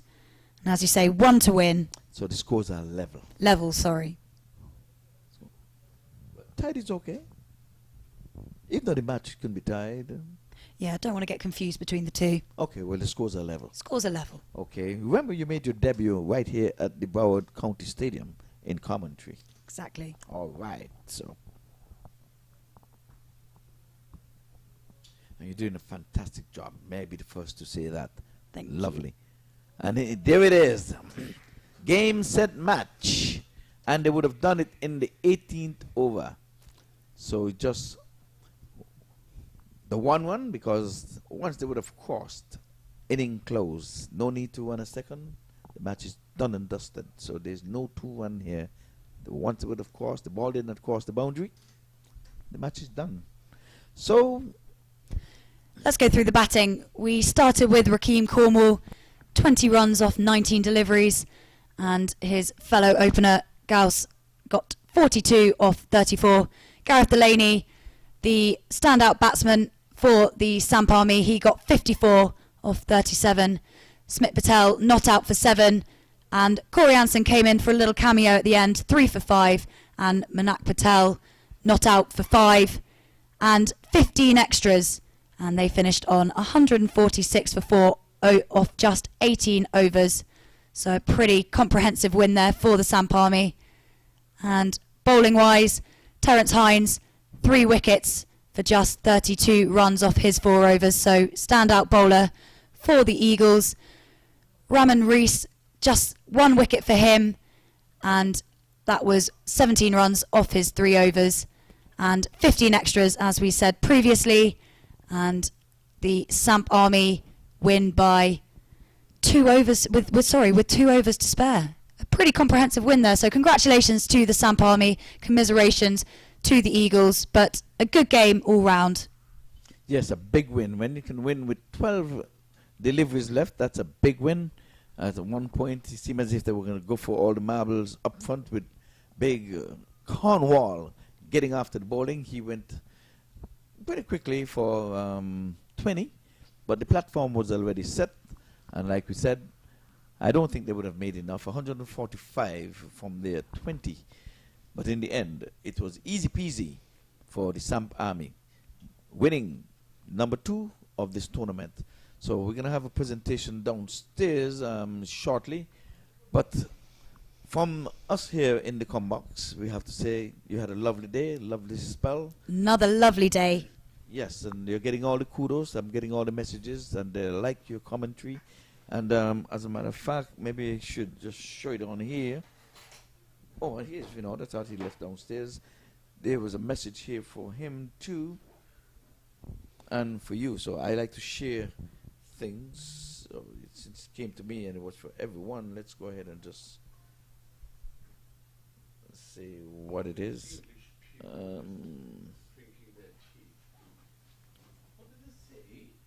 Yeah, we're gonna bring it up here now. I'm gonna let Sasha, with a lovely voice, to just go ahead and read it.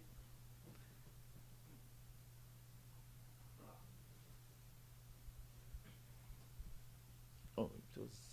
I think it was. Who's that, Leonard? Leon.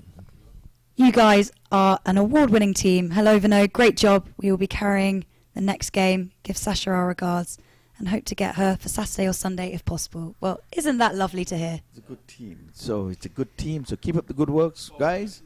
Yeah, day number 3. Okay. And as we get to the end of day number 3, we've had another really exciting day of cricket. And we will be passing over to Vinod, who is making his way down to do the presentation. But from us, we say thank you and tune in tomorrow and have a nice evening.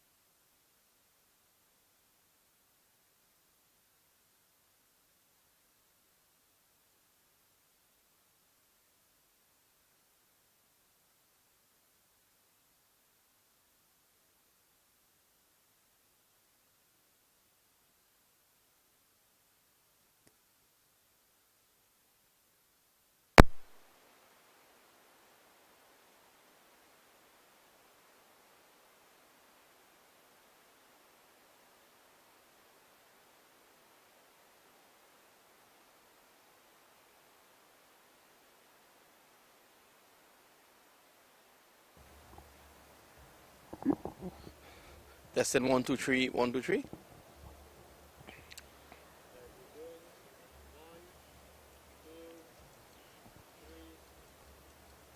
Well, welcome to the prize giving ceremony for match number 9.